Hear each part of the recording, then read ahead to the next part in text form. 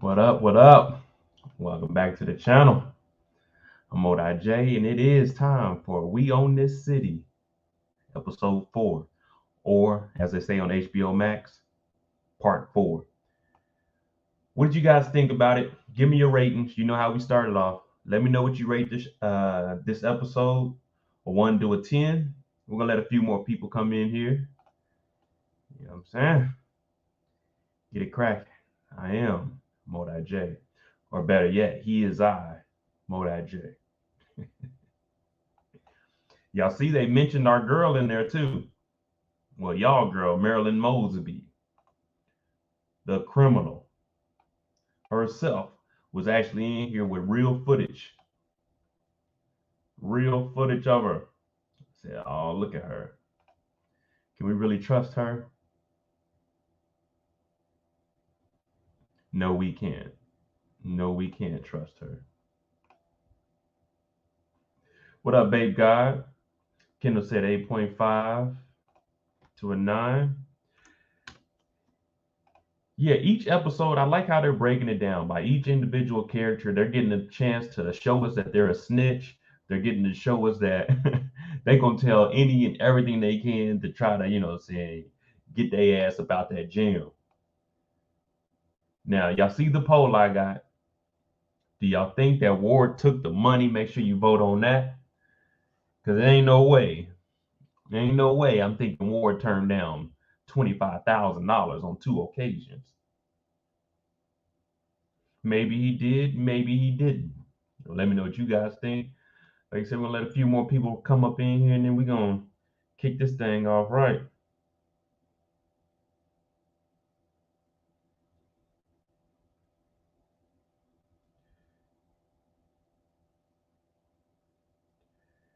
Man, I'll definitely need someone to keep me updated in the chat. What's up, Lily?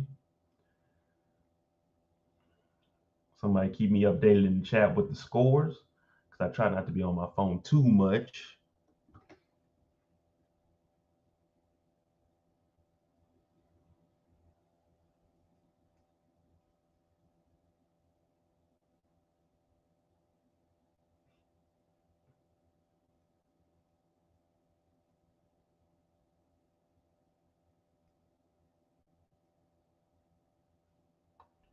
A lot of deep diving from the last live was in the show. I was saying Mo told us that. Hey, I know a little bit. I may not know much in life, people. I may not know much in life, but I know a little bit when it comes to TV shows. But now you got to understand, like a lot of this stuff, since it is a true story, we already know what the outcome is. So when I'm doing all the research on the back end to break down each one of the characters, I'm seeing more and more, I'm seeing more and more of what actually happened and more evidence that I can use within the show. Because just like this episode, we seen Jenkins, we seen him go out there and do the rescue, but I broke that down like that actually happened. And they fictionalized it a little bit on how he was in there, but that is what it is. That's going to come with TV shows. But the Marilyn Mosby, right on time. I got her rant coming out tomorrow, right on time. So everybody watching, they're like, who is that? Don't worry. I went in on her ass. I also got to break down what her husband guilty self was doing.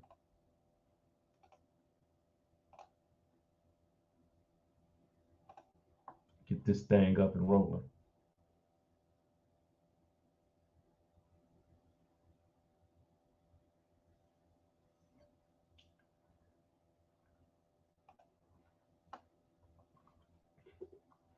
One thing I will tell you about this, everyone that cooperates, I'm talking about as soon as they get in there, they telling everything. This week we had Jenkins, yeah, y'all be wanting me to go to the strip club. Hell no. Jenkins in the strip club. Keep me away from the strip club.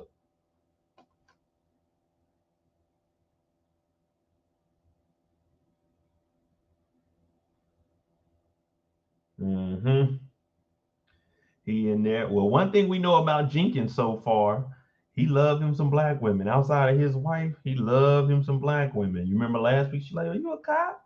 He said, fuck 12. This week, he said, oh my gosh, she's beautiful. Last week he was calling them queens. This week he calling them beautiful.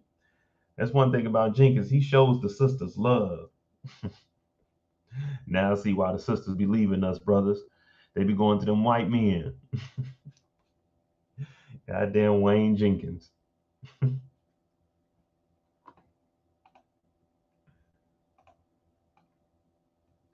Shows. Let me see something. Jenkins is a whole menace out here. Hey, Lee. Every time you look up, Jenkins is just going to the extreme. The extreme. This episode, he didn't hit what?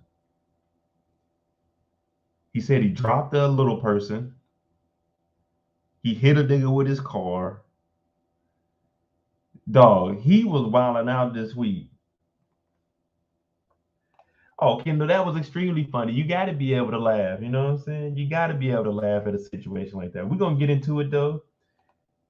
Y'all know I really don't be wasting a lot of time. If people going to join, they going to join. You know what I'm saying? We can always touch back on it.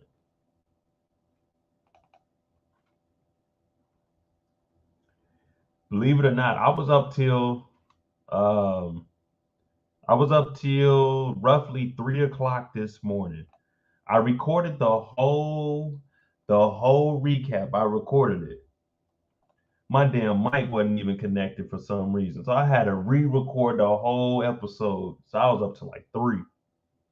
Fun fact, I told y'all I had an Acura. This is the Acura I got right here. Well, this is like a 2010 though. You can tell by the tail lights. Mine is an 11, you know what I'm saying? Nothing new around here. But yeah, this is the same Acura I got. So when they hit that grass, I said, noted. Noted. When they got up in that grass, I felt like, all right, let me go downstairs, go in the garage, hop in my whip, and see if I can hit the curb like that. And we're going to actually be able to make it up out of there.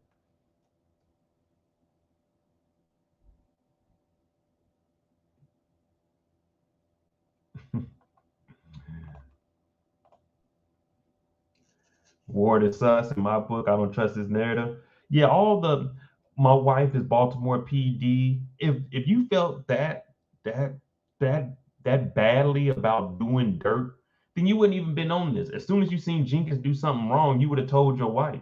Unless, like I told y'all, we need to lock up Wayne Jenkins' wife. Unless he told his wife what was going on and he kept her out of it so she wouldn't get indicted, and they were spending that bread.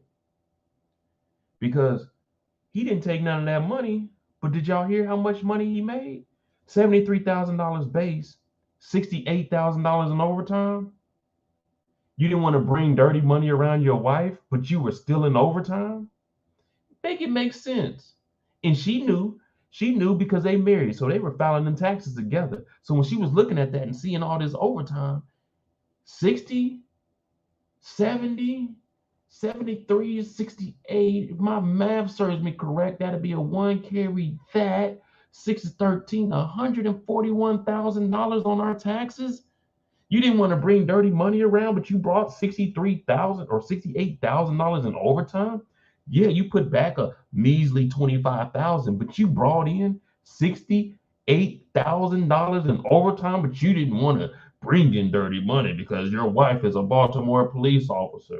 But you still in overtime? Make it make sense. So when I was watching this the whole time, I said, there's no way I'm believing Ward that put this $25,000 out there. Why? Because he's clocking in so much overtime, she won't know where the cash came from. What did Jenkins tell him? Spread the money out. Let it trickle. Now, he got $20,000 for the safe. He got $5,000 for the little robbery that they took out the back of the whip.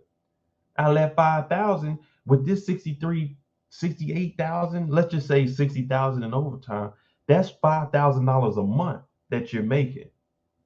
$5,000 a month in overtime. Okay, you came home with $2,500 in cash. I'm making $5,000 in overtime. You see what I'm saying? So if I'm in there and I'm listening to it, the first thing off the back of my head, I'm thinking, you making $5,500, $6,000 a month, but you got rid of $20,000? How? The young folk tell me, well, this is back in 2016, 17, so they wouldn't have said this, but the young people tell me the math ain't math. You didn't want to bring around $5,000, but you clocked $5,000 in overtime. That was illegal. But you brought that into the house, right?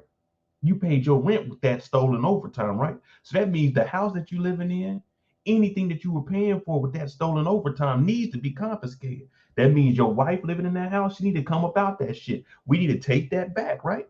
That's what I'm thinking when I'm hearing all of this. And you knew a nigga was lying. You knew a nigga was lying. We're gonna jump forward and then we're gonna jump back. You knew a nigga was lying right here. And why is that? Because the first thing he said is, well, I want to apologize. Apologize for what? What are you apologizing for? When you apologize, in this instance, you're admitting to guilt. Now, apologizing in other cases, you're not admitting to guilt. You know what I'm saying? But this is because you're admitting to things and then you apologizing before you start to admit to them. So this is how we know that you didn't turn that. You didn't put that 20,000 out in the woods. You didn't just dump 20,000 out in the woods. You didn't put 5,000 back in that bag, Ward. Ward, we don't believe you. We don't believe you. We don't believe you. First, I'd like to apologize. In the 5,000, I put it back in the bag.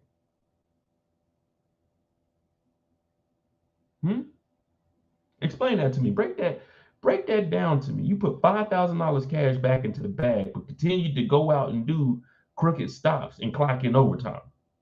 But you felt that you wanted to hide that away from your wife. You didn't want to bring stolen money because $5,000 was too much.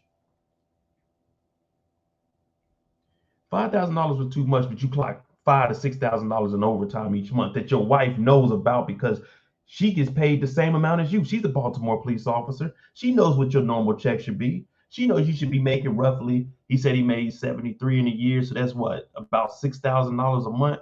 Yeah, 6,000 is, $6,000 a month is 72,000 a year. So yeah, your check is around $6,000. But when you coming in with $11,000 in a month, she's not noticing that. But you gave up $5,000 in cash. So morally, you thought you were right for putting this money back that you stole, but ethically, you were wrong because you were still stealing money.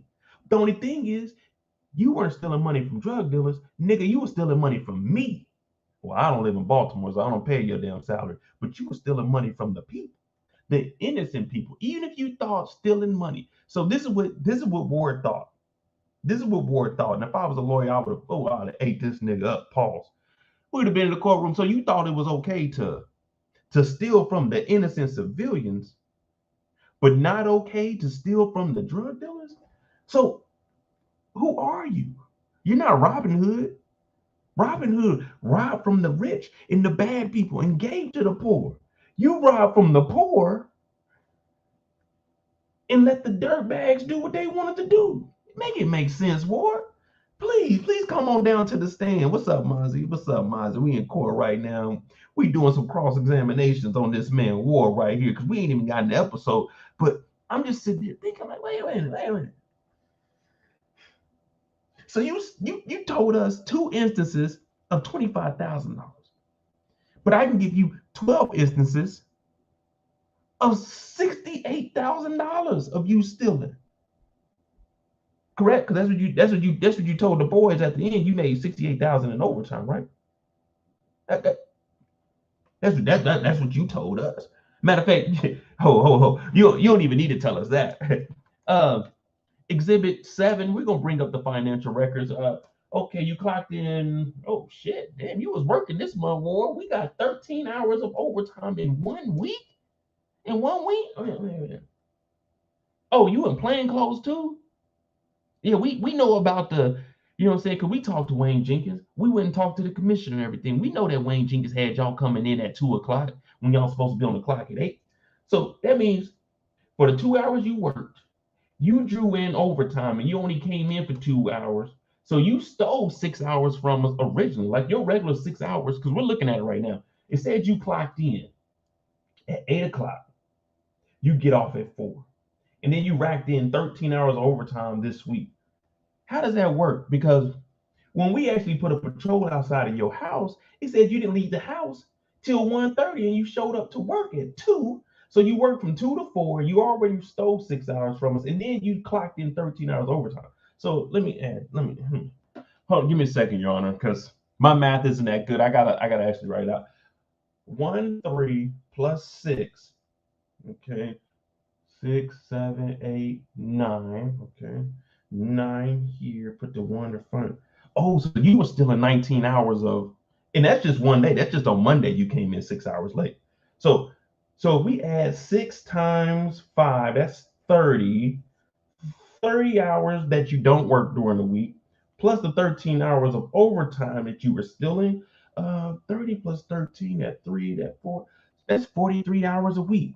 That's crazy. You stole 43 hours of work time each week, and you only work 40 hours a week. So over a year span, I'm not that good. Alexa, sorry, Your Honor, I need some help. Alexa, what is 52 times 40?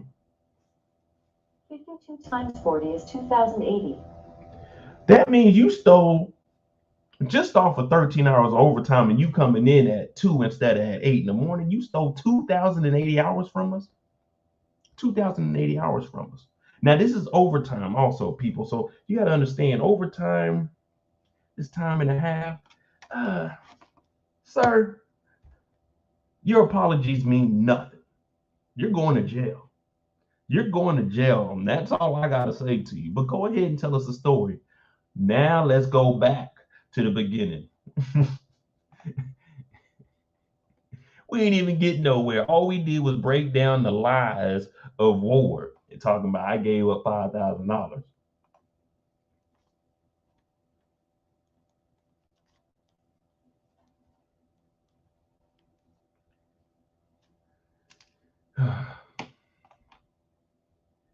Ward smart, he can possibly get less time for his involvement. Well, his cooperating would definitely give him less time. And telling on other people, but none of them really got too much time. I think even Jenkins only got, I forgot what Jenkins got, but he didn't get many years for everything that they were doing. They didn't get any time for anything. And I don't get, like, Ward probably had originally, without cooperating, they probably would have gave him 15. Him cooperating knocked it down to 6 or 7 years. Dog, like, I'm not telling on I tell on myself, but if I'm telling, I can't get no time. If I tell, maybe a year, 2 years, but if I tell, you're not gonna tell me 7 years. What's the point of telling if I still gotta do 7 in jail? And I think he was like 30 something when this happened. The hell with that. Yeah, see, Jenkins got 25 years. He ain't gonna have to serve too much though, but he got 25 years and he didn't cooperate. Jenkins didn't say anything. Jenkins and what's the other one? Jenkins and Herschel, they didn't cooperate. So 25 years we're not cooperating, and you cooperated and got 7, and you wasn't even the boss. Man, if I'm telling on Wayne Jenkins and Herschel, you need to give me time served. I've been held since 2017. I better be getting out 2020. You give me 3 years, 7 years, and I told shit.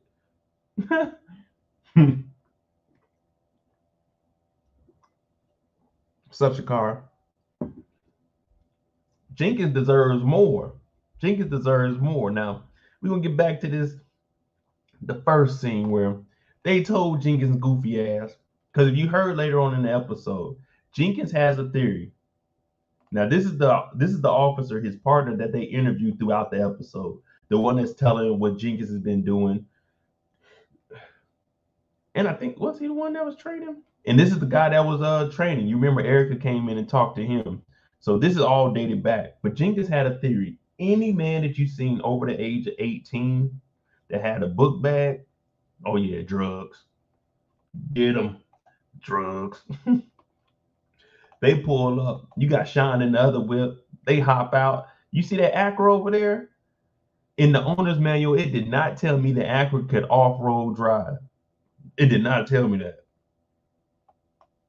But they got up out of there though. And of course, they talking about, hey, Jenkins, Hey man, you in a residential area, bro. Just fall back, man. Like, don't chase them. And you see this a lot when you see high-speed chases now, predominantly on like the highways. They don't even chase them. They just let the criminal just drive the speed limit. They got helicopters that are going to track them, and that's going to actually do better anyway. And 9 times out of 10, these fools are either going to run out of gas. Well, option one is these fools are going to crash.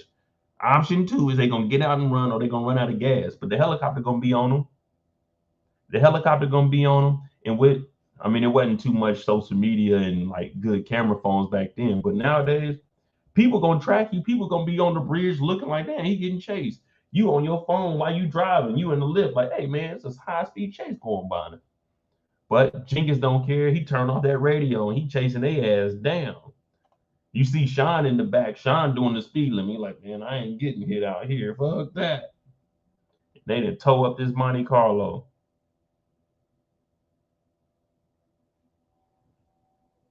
Jenkins goes over here. We see the old man. He ended up passing away.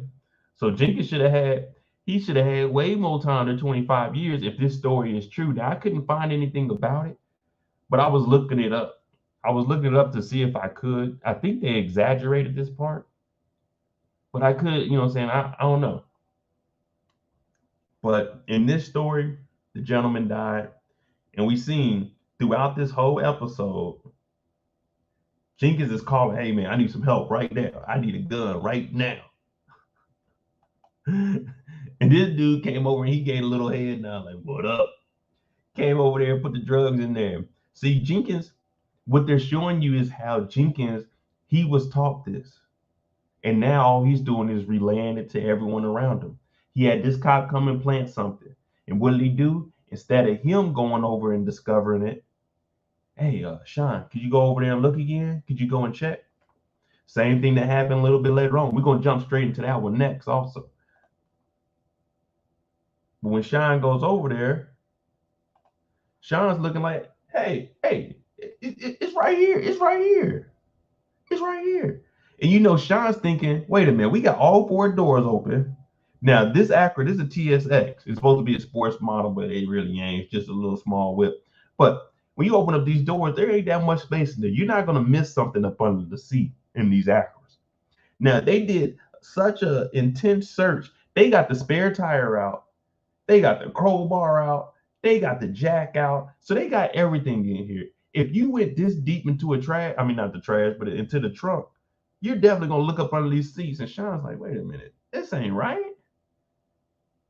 This ain't right.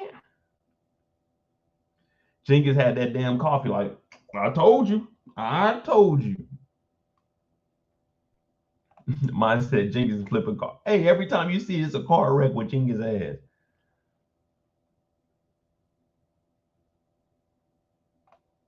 Yeah, Shakar. Sean always noticed something about him. Even I forgot to check. I didn't get y'all to because I told you I had to re-record the whole recap, so I didn't get the run sheets. I was gonna go back and do it, but I was trying to run through it so I can go to sleep. But when I wanted to check the run sheets to see if this was before or after, like what year was it and the date? Was it before or after they went into Mr. Connolly's car wash and took that money? But Sean knew something was up here.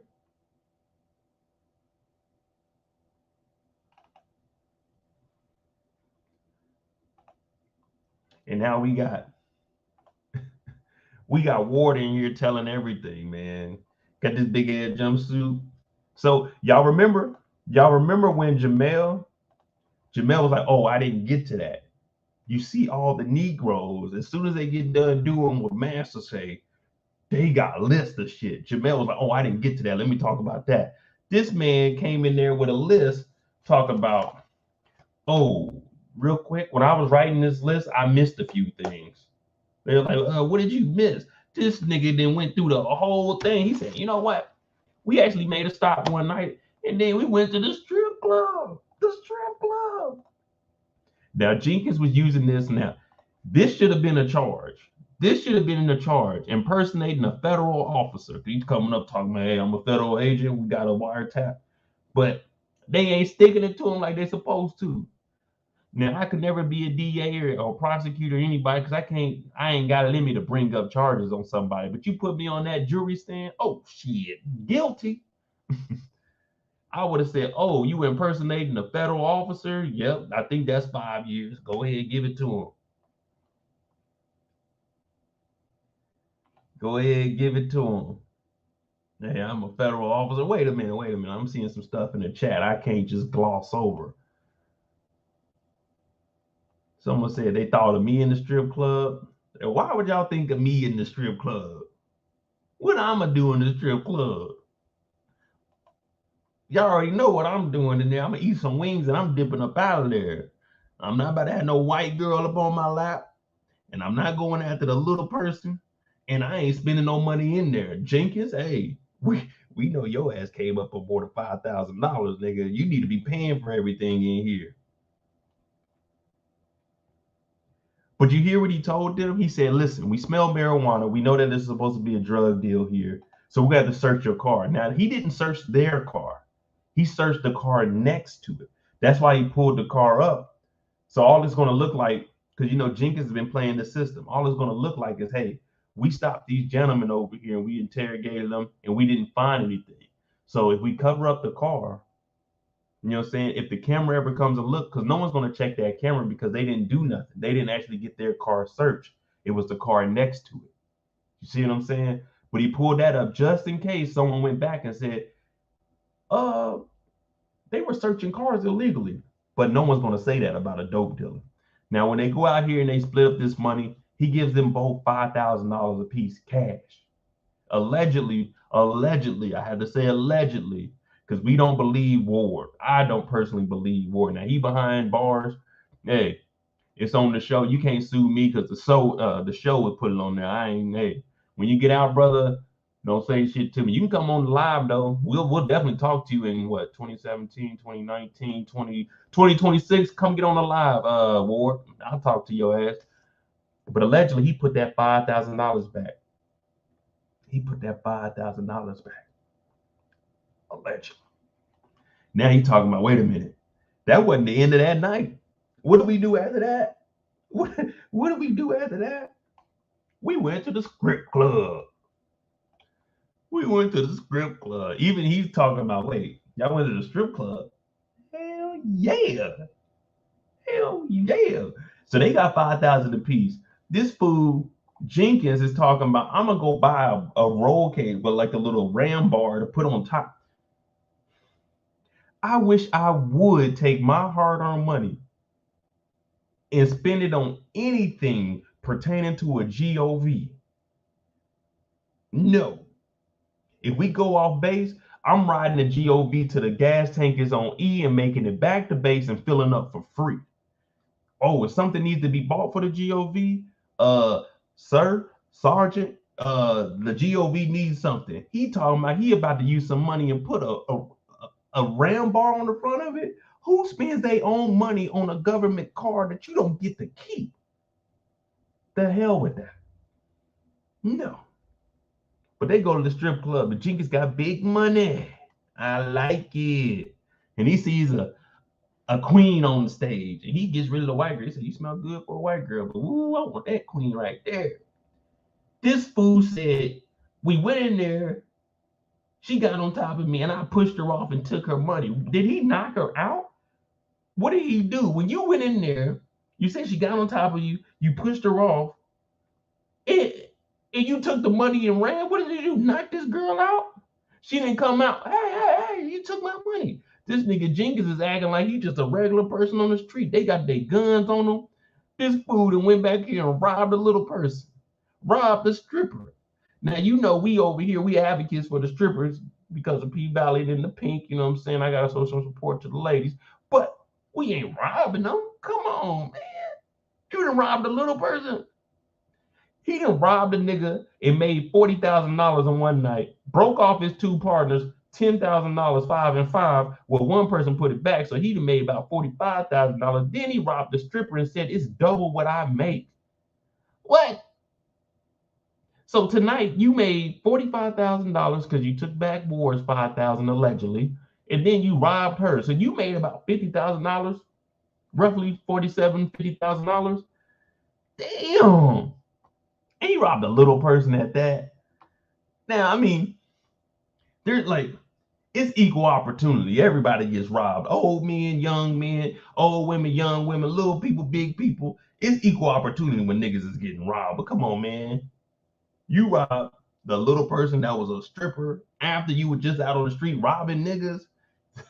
Jenkins, I take that back. You ain't got no love, because now it's got me thinking, what happened last week when he went to the strip club, or 2 episodes ago with the Bells bomb, and he went in the back with the queen. You know what I'm saying? He said, oh, I want that queen over there. They bought the champagne bottles of Bell bombing. What did he do? Steal that 250 back? This man Jenkins, I thought he had love for the queens. In reality, he fucking over the niggas and he fucking over the queens. Well, I'm gonna call him, he's fucking over the niggas and he fucking over the niggas. Because if you're black, you're a nigga. So when women say niggas ain't shit, I tell them go look in the mirror. If you got the same skin complexion as me, you a nigga. So don't talk about yourself. But that's neither here or there. I just had to get that out there. Jenkins is wild. Jenkins is wild. It's like Snoop said, Jenkins, you ain't got no love for the strippers? You ain't got no love for the strippers? Hell, 2 weeks ago, he had all that bread and he didn't even want to pay for the stripper. The Bells bomber said, I give you $200 to go buy that bottle and go to the champagne room. Jenkins ain't paid for nothing when it comes to the strip club. He just in the strip club. Jenkins is the guy, they got to get on the microphone. All you broke ass motherfuckers ain't throwing no money. Y'all need to get up out of here or break them pockets. And you looking at the DJ like, nigga, they don't be calling me out because I ain't throwing no money in here. We need to be calling your ass out. You ain't spending no good records. You spend some good songs, and I'll spend some money. Psych. Oh, man.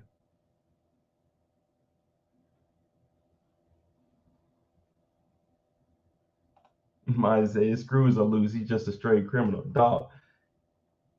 He's worse than the criminal. Well, they say there's no honor amongst thieves, so I guess he robbing from people. He robbing from his people. But you see how it trickles down. You see how it trickles down. The same thing was going on with Herschel. Herschel was stealing money. Now, he wasn't giving them as much money as him, or he was just hiding and withdrawing it. But everybody's greedy in this.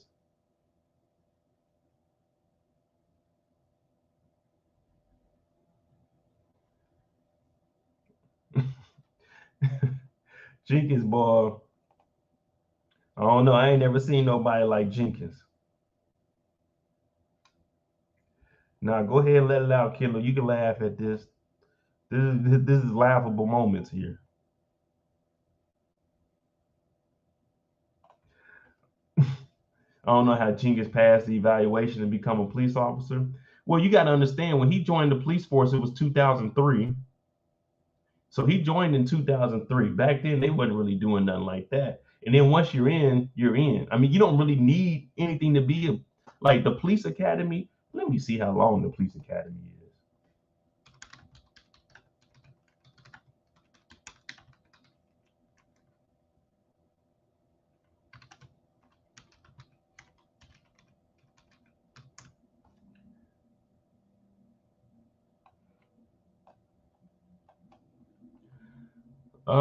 The police academy is a 27-week academic physical.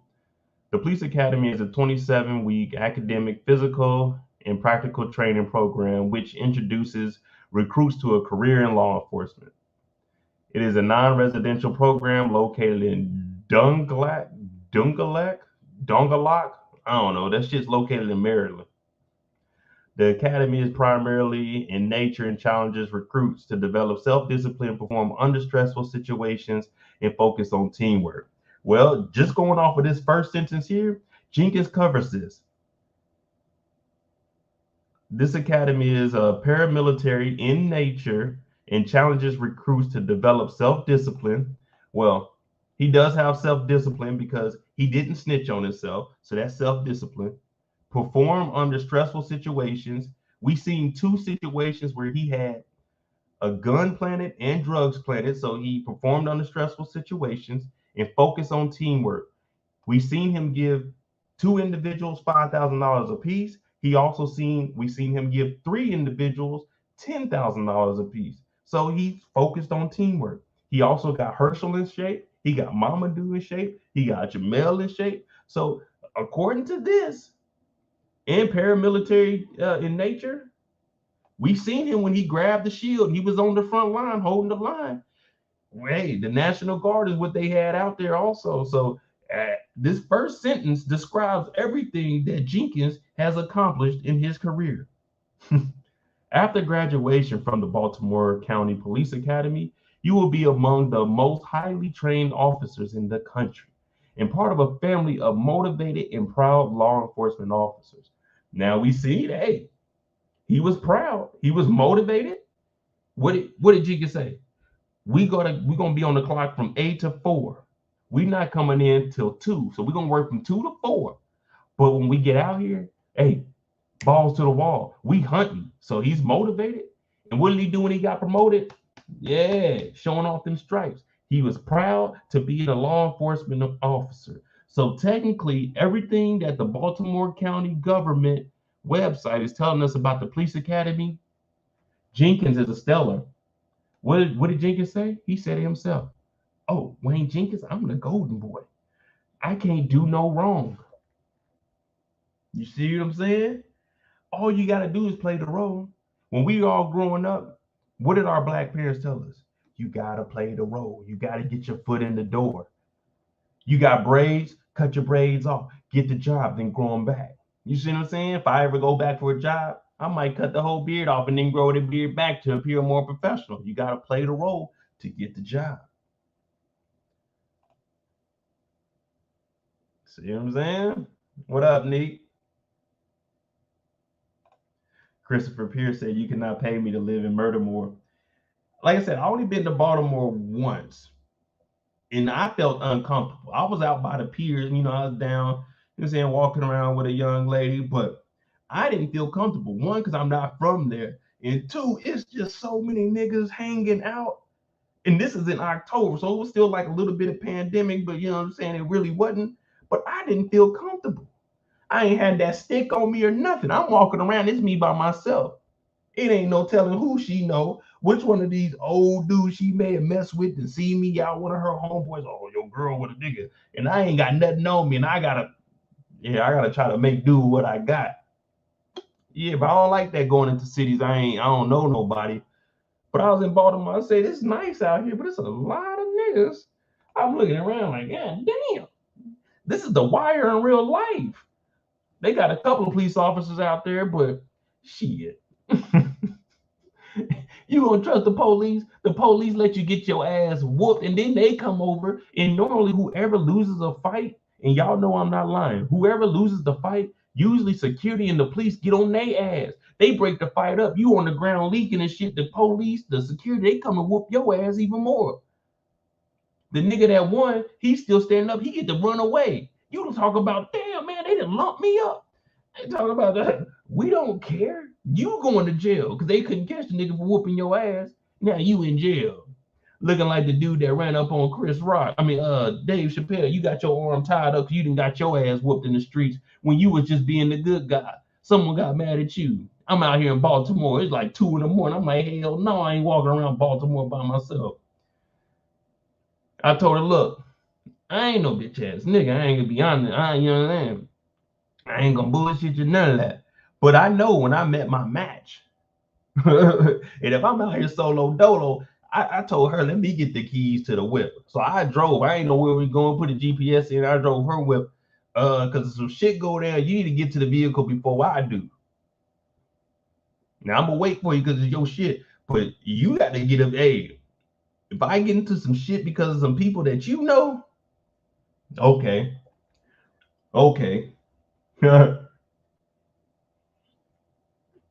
I ain't gonna do nothing to you, but you better believe me and your whip, skirt, getting the fuck up out of there. I'm headed back to your spot. I'm gonna leave the keys inside the house. You pull up, my bag is gone. I done got the lift. I'm at the airport. I'm gone. I ain't got nothing on me out here. I ain't fucking around in Baltimore. I ain't never went back either. But just because I'm older, man, I ain't got that thing on me. I'm not fucking around.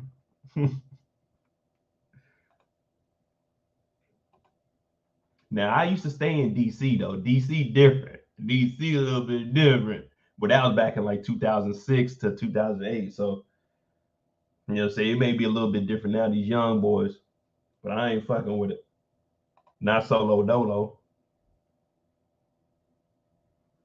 But I know people in DC, and my brother was out there. So I look at DC different than Baltimore. But Baltimore, hell no. Look at these niggas. These niggas is out here just hanging out. They pulled a man over. This is the day that Jenkins got promoted. Jenkins Day, 3 stripes, sergeant. They out here chilling. Jenkins then pulled up talking about, could you imagine you got pulled over by the police, you ain't got nothing on you, and they talking about going to party, and you sitting here waiting for them to get done? Jenkins talking about, you want to come? You sitting there like, man. Then Jenkins pulls up with a Mike's Hard Lemonade. Like, Jenkins, what the hell? And of course, his lieutenant, no one gives a damn. This is Jenkins. He's the golden boy. He out here, he dancing and shit, doing the Pee Wee Herman. I'm like, what? You got Ward out here, Momodu, Jamel, Herschel. You just got the worst niggas on the gun trace task force, running around, doing whatever they want. Jenkins is drinking.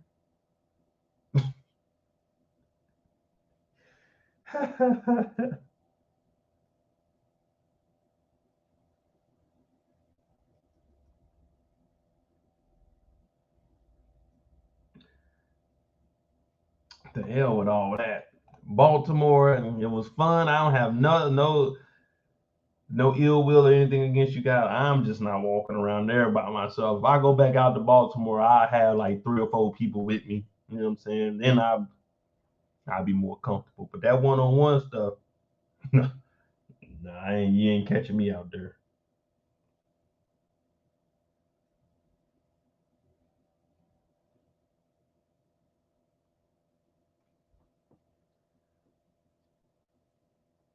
Yeah, he was hitting the Roger Rabbit, but I was calling it the Pee Wee Herman because you remember Pee Wee Herman got caught up in the movie theater, and I'm just saying that's how dirty and nasty Jenkins is. That's why I said the Pee Wee Herman. And if you don't know, go look up Pee Wee Herman when he got arrested. Man, silly ass.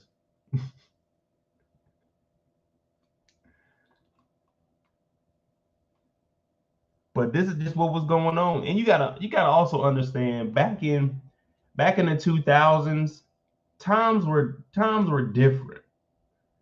Times were different.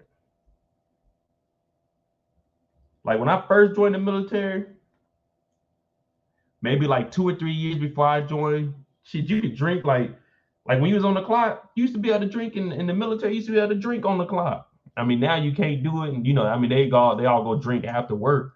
But shit, back then on police force, with my dad, I used to go hang with my dad. Man, they be grilling. Niggas would be in there. When we were little, my dad was in the army. They be grilling. We go up there, dudes in uniform, drinking, smoking, doing everything. Well, not smoking like no weed or nothing. They smoking cigarettes. They were doing everything. So times have changed. Times have changed.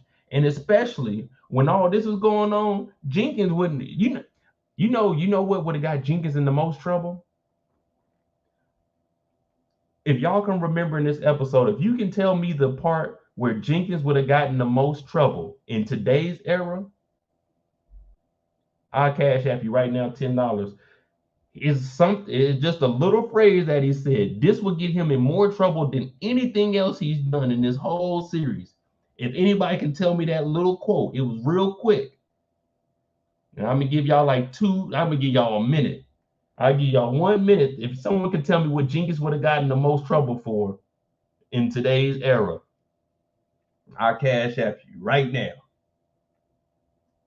I bet none of y'all even picked up on it either. $10 cash app if you can tell me the quote that would have got Jenkins in the most trouble in today's era.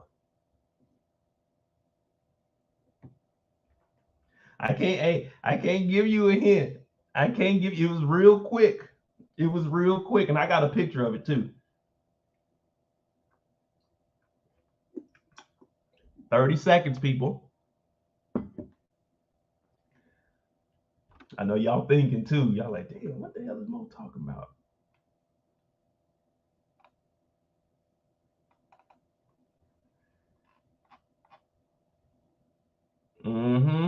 This would have got Jenkins in so much trouble. And where's it at though?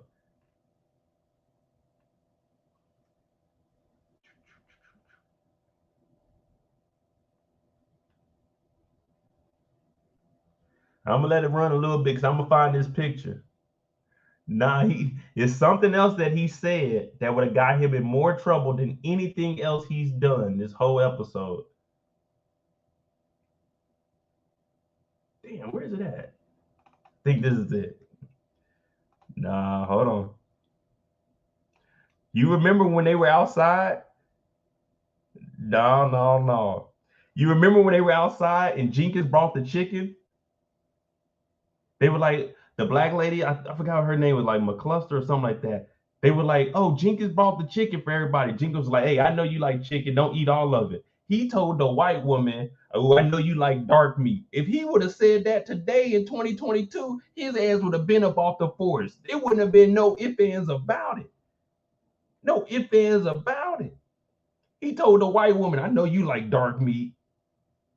She would have said, oh, I'm so uncomfortable. They would have fired Jenkins' ass so fucking quick. Everything that he did, no one would have cared about. They would have said, oh no, Jenkins, you told a woman she liked dark meat, insinuating she likes black men? Oh no. Go back and watch it. Go back and watch it. He tells this white woman right here, oh, I know you like dark meat. Yeah. If he said that today, they wouldn't have cared. They wouldn't have cared this nigga Jenkins was robbing niggas and setting niggas up. They would have fired him. That Me Too would have been on his ass. And then after she said it, all the other women would have been like, wait a minute. He said several things to me.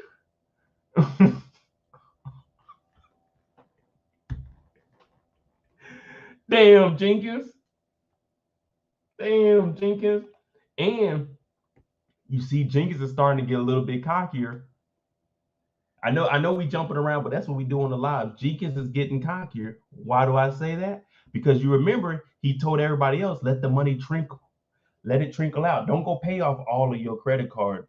Don't go do all of this. Don't buy steaks. What is this, Pat Run? What is this? I don't know what this is. But what did he do here? He spent $600 on chicken.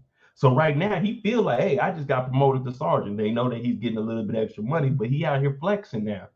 Yeah, people are watching that, Jenkins. Now, I don't know if anybody else is observing it, but I noticed it.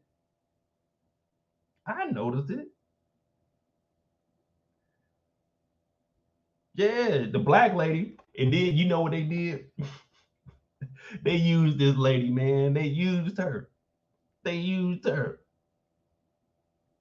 didn't want to make it seem like it was only white cops going out and doing all of this. So they had to throw the black woman in there. You remember when Jenkins was upset talking about, oh, that shit that was happening in Ferguson ain't gonna be happening here in Baltimore. Who's rolling with me? She was like, I'll roll with you, Jenkins. He got her ass in that van. She wasn't used to that damn GTTF life. We call it GTA where I'm from. That nigga Jenkins hopped in that damn minivan. She like, damn, Jenkins, damn, let's slow this thing down. Jenkins said, fuck that. We got to get out there.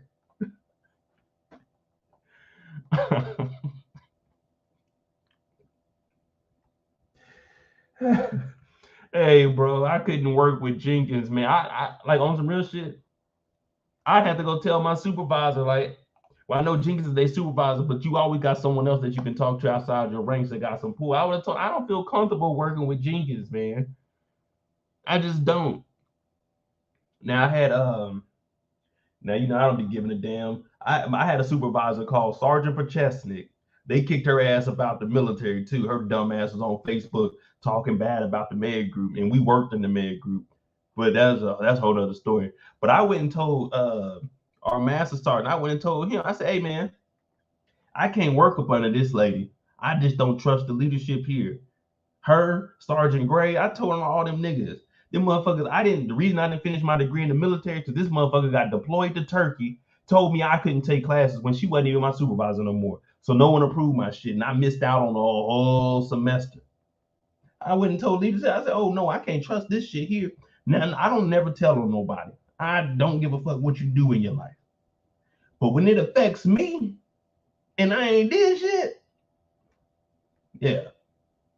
I mean, you wasn't gonna get in no trouble with this anyway. All it was denying me from going to school, but that was my benefit. So I went to somebody else and told her, hey, I need, I need this shit cleared. So she sent me an email and told me, hey man, you need to be doing what I say. I emailed her back. The master sergeant said, hey Mo, I seen that email. Don't respond to it. I said, too late, sir. I said, don't you ever talk to me like that. You ain't talk to me like this in my face. Don't send me no fucking email telling me what to do either. And I CC'd the first, I'm not the first shirt, but our master sergeant. You ain't about to talk bad to me. Then, hey, I respect the stripes. I don't respect the person. And even the stripes, you only got so much you can talk to a nigga like me without me saying something back now. Let's keep it in perspective. It depends on the rank now. You know what I'm saying? If it's a major something, they talk to me like, oh, yes, sir, yes, ma'am. But nigga, if you one rank ahead of me, two ranks ahead of me, you better get the fuck out of my face. Yes, sir, but, or no. If you only like two ranks ahead of me, you come to me with some work. Hey, we need you to do this, Mo. I'm like, I'm busy with something else. And what you always do is you always throw someone that outranks them. So if it's like somebody that's two ranks up, oh well, Captain told me I gotta do this. Because they ain't gonna go tell Captain you gotta do something else. But yeah, that's what it is. That's what it is.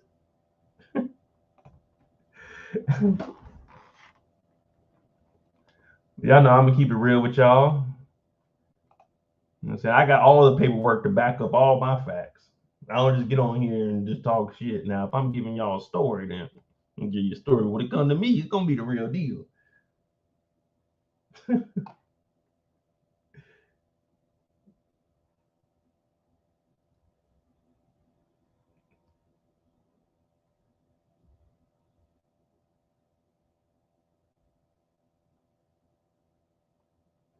Hold on real quick. I just got a text from my mother. It's very important and stuff.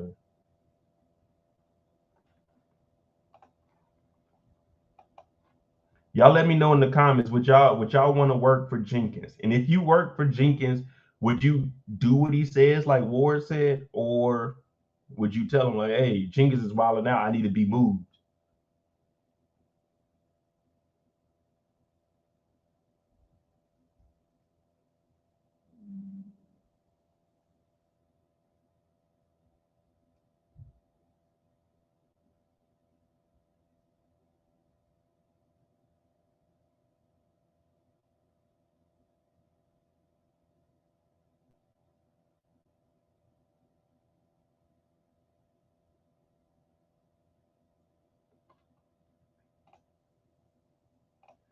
All right, we back.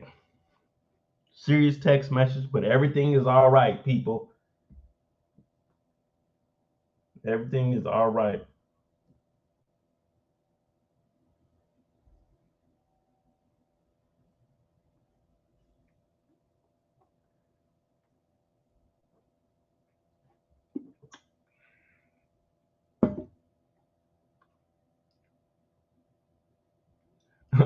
Kendall said that's why I didn't do the military. I can't have people talking to me crazy and I can't respond. Who said you can't respond? Oh, you have every single right to respond. Hey, they don't just yell at you like that. I mean, like if you, well, I joined the Air Force, maybe in the Army and the Marine. I know the Marines, they be getting talked bad too. And I used to go do inspections of their shops. But yeah, in the Air Force, my shit was like a regular job. Most of the time, we call each other by our, well, if they outrank you, you ain't calling by your first name, you just call them by your last name. But yeah, we ain't really say rank or nothing. You know what I'm saying?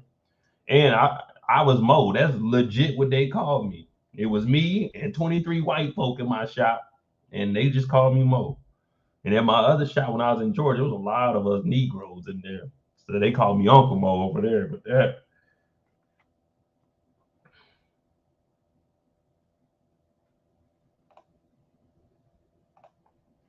hell no, I'm not working for Jenkins. Put me at a desk job or patrolling the park like the other officer. Oh yeah, like if I was a cop, give me 100% admin duty. I'm not trying to go out there. I'm not trying to arrest nobody. Because if I was a cop, I would honestly have no arrest. You would never see me bringing a nigga in handcuffs. You got to worry about them jumping and trying to get up out of it. I'm not arresting nobody. If I do pull you over, hey, bro, it's just a warning, man. Slow this shit down. I'm not searching your vehicle. Smell like weed in here? Hey, try not to smoke on the road, man. If you're going to smoke, smoke at the house. Get on out of here. Don't no one care about weed. And I'm not doing nothing. We pull these dudes over. I'm over here. I'm like, hey, bro, let them go. Or I'm sitting in the car. I'm not about to go out there and do none of this searching. I just don't have it in me. Like, that's just too much energy.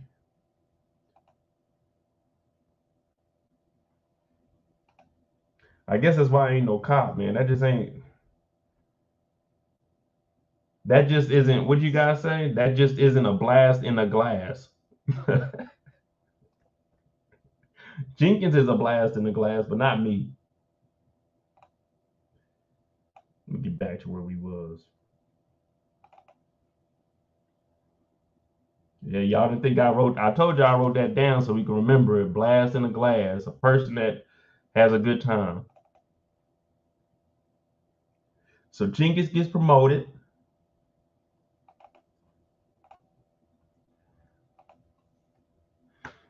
Then they pull these gentlemen over. They ain't did nothing to nobody. They did have a gun and seven, you know what I'm saying, seven of them things, 7 barrels in the front. But Jenkins is just wilding out. Jenkins is wilding out. He left a crime scene talking about my wife called me. I gotta go ahead and dip. Now you see the other officer, he looking at him like, Jenkins, what you want me to do? Now you gotta remember, he's just a plain clothes. He ain't on the gun trace task force. So he don't get to just leave when he wants to. He talking about, whoa, Sergeant. Because you know Wayne Jenkins he's a legend. He's a hero amongst the community. So they say. And within the police force, they like, damn, Jenkins can't do no wrong. So this is what I'm saying. You want me to book these two niggas? This man ain't had his hair braided in a minute. And trust me, I used to have braids. So I know when I'm going on that streak of not getting my shit braided, I'm going through a rough time. I'm going through a rough time because it ain't nothing to just take them braids down and wash your hair. But you keeping them up, you even go home and you put the do-rag on every other night. So I'm not dealing with neither one of them. And this gentleman looked like Doughboy. You remember the little striped shirt he had? He went to the store. He ain't had no money. That's this one right here. This guy looking at him like, hey, Sergeant, what you want me to do? Nigga, arrest him. Do the paperwork. Do the paperwork. Get it done. Now, Jenkins gets a call from his wife talking about her son. He ain't going out there. He doesn't want to play. And that's one thing about me, man. I wish my mom would call my dad and say that we don't want to do something. We gonna do it because we don't want to hear from our damn dad. Dad was like, my dad's an OG. So this nigga was able to leave work middle of the day, come back, pull up on us, no matter where we at. I told y'all before, he came and got me out of school one day and took me home and made me iron my shirt because my mama said that we went to school wrinkled. I'm talking about pulled me out of class, 8:30 in the morning, took us to the house, made us iron the clothes that we were wearing. Because, you know, we woke up late. We ran out there trying to get to the bus. So that's what my dad was doing. Jenkins is talking about, yeah, she called me. He doesn't want to play. Oh, no. If my mom took us somewhere, like on Saturday to go play football, and we said we didn't want to play, and say my dad was gone for like drill or something, oh, you might as well prepare to have that foot in your ass when he gets home on Sunday. Because, you know, them drill weekends, he be gone for 2 days. So he'll leave.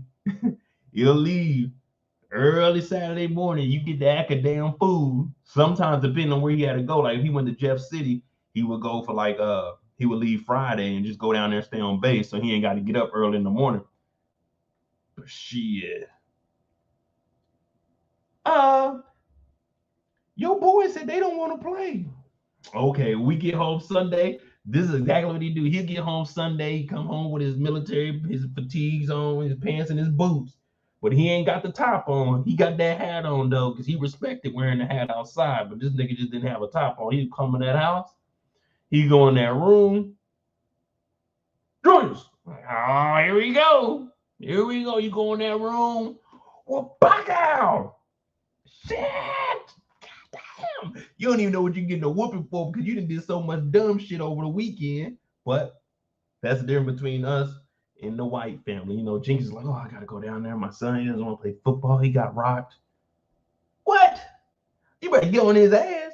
You paying for that football. Kids are so ungrateful.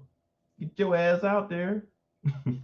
But Jenkins leaves the scene, and that's why I don't want no kids. Hey, you know what I'm saying? My wife calling me up. Oh, you need to come get your kids because they don't want to do it. They don't want to do it. You they mama, get them ass in line. I handle it when I get to the house, but I'm on the clock. I'm on the clock. Whenever I had kids, y'all can hear them in the other room yelling and stuff. She can be like, help me, please. I'm like, I'm on the live. The people need me. The people need me right now. I can't cut out for the kids. But now we see Jenkins. And you see, this is where the greed really starts to kick in for Jenkins. Because you remember, he got promoted as a sergeant. So he hasn't went over strictly to plain clothes yet. So right now, what he's trying to do is gather up some money. So when he goes to the bail bondsman, he talking about, man, you want to talk about that thing? We can still do that. He like, look, I got that coke for 15. Jenkins like, what else? Bro, if you can't handle 15,000, like if $15,000 isn't enough for you, dog, that's just pure greed. You know what anybody can do with 15,000 in a month? Let alone 15,000. Let's just say if you got $15,000 every 6 months on top of whatever you're making, $30,000 extra a year, tax free. If you can't manage that and live comfortably, there is something wrong with you. He talking about, is there anything else? He looking at Jenkins like, nigga, you are still a cop. You don't need no more than this 15,000 worth of coke, bro. Like that's all I can get you, man. Jenkins talking about, man, come on, give me some more. Hell no. Jenkins, you can't manage 15,000 on top of you being a sergeant. Hell, you give me 15. Look, let me have 1 month of YouTube where I make $15,000. I get 1 month of $15,000 off of YouTube checks. Oh shit. Now y'all know I'm transparent. Like the most money I ever made on YouTube was probably about like $5,000, and I thought, shit, a nigga is balling. You know what I'm saying? A nigga is balling. I got the extra 5 on top of what I'm already getting. I said, damn, niggas is eating. Of course, it didn't stay at that 5. So hey, I told y'all I'm broke. It didn't stay at that 5. It's normally around like the you know what I'm saying, the 2,500 a month range. It dipped a little bit since we ain't got that many shows, but yeah. Me getting 5,000, I'm thinking, shit. You know what I could do with extra 5,000 a month? This nigga Jenkins was about to get $15,000. He talking about, no, I need more than that. What? You can't manage 15,000 on top of your salary? Continue to bring $40 worth of crabs. Why are you living outside your means? I'm a very modest and humble person. I don't need much to get by. I'm just going to tell you, I'm just going to be honest. You give me, I can manage, if I just made, let's just say $5,000 a month, 60 a year, I live well below my means anyway. But if you give me $15,000 a month, nigga, y'all might as well think I'm Floyd Mayweather, how I'm gonna stretch that 15,000 a month. 15,000 a month. Everybody talking about, that ain't a lot of money. Shit. Kid free, debt free. I don't owe nobody shit in life. All I got is a phone bill, the internet, and electricity. That's all I got. I got rent, yeah, but who cares? My properties cover that. You give me $15,000 a month. I might come on this motherfucker with a rollie or something. They're gonna be like, damn, man, you shining. Yeah, that's because I buy my groceries. I don't go out and eat. I don't go do all that extra shit. But this nigga Jenkins, he want to go buy $600 worth of chicken. He want to show up with the steaks and the pat run. What is this? Pat run, patroni, whatever it is. What is this? Italian? Whatever this is, I want some of this. Jenkins want to live that lifestyle. He talking about taking stolen money and putting a crash bar on the police car. Nigga, go in there and tell the inventory guy we need crash bars on the car. Don't spend your own money. What? 15,000, like Mozzie said. Get the floor seats. You a lie. I'd be damned if I'm about to go spend. I got $15,000. I'm about to go spend 11,000 on some floor seats. Hell no. I'm gonna go in that living room. I'm gonna sit on that couch, and I'm gonna watch it on that 82-inch TV, and keep that 15,000 in my pocket. That's what I'm gonna do. Y'all knew I was trolling when I even spending more. What? $11,000 for some floor seats, 15,000. I mean, what was it? 14,000 for the one round. Oh no, $14,000.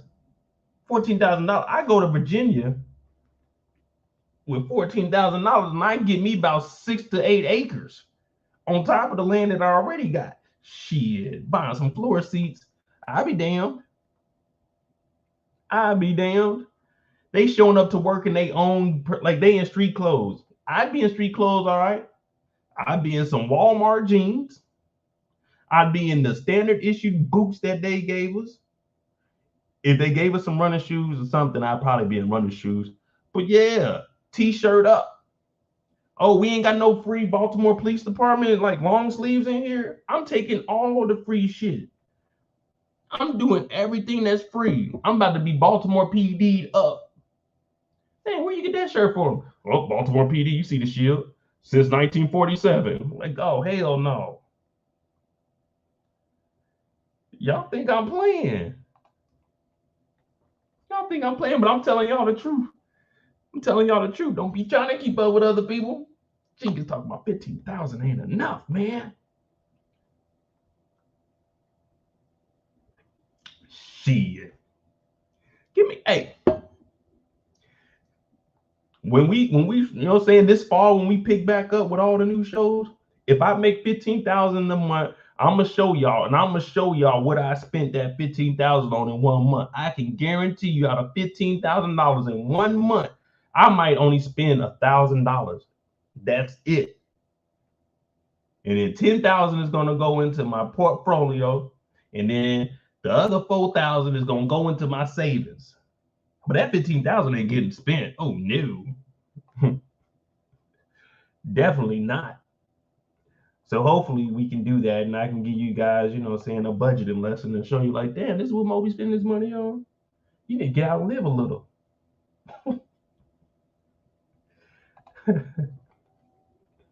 Jenkins in at 15. So let me ask y'all, can y'all manage 15,000 in 1 month, or do y'all think y'all need more than that? Let me know. Let me know what y'all would do with that also. Because I mean, $15,000, you know, that ain't a lot of money. That ain't a lot of money. That's what Jenkins is making us believe. 15,000 ain't enough. 15,000.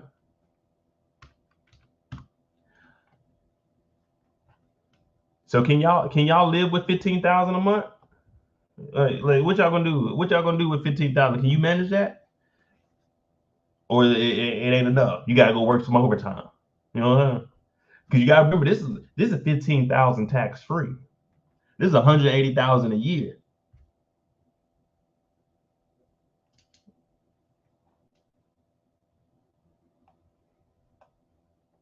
You know what I'm saying?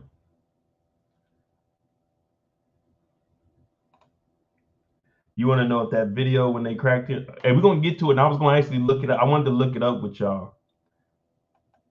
So $180,000 in a year. I'm like, damn. 180,000. Let me see something. I'm just gonna throw some numbers out there. $87,000 divided by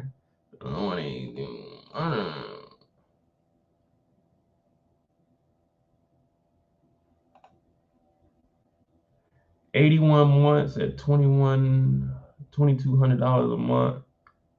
Oh yeah, you give me 1 year, that 81.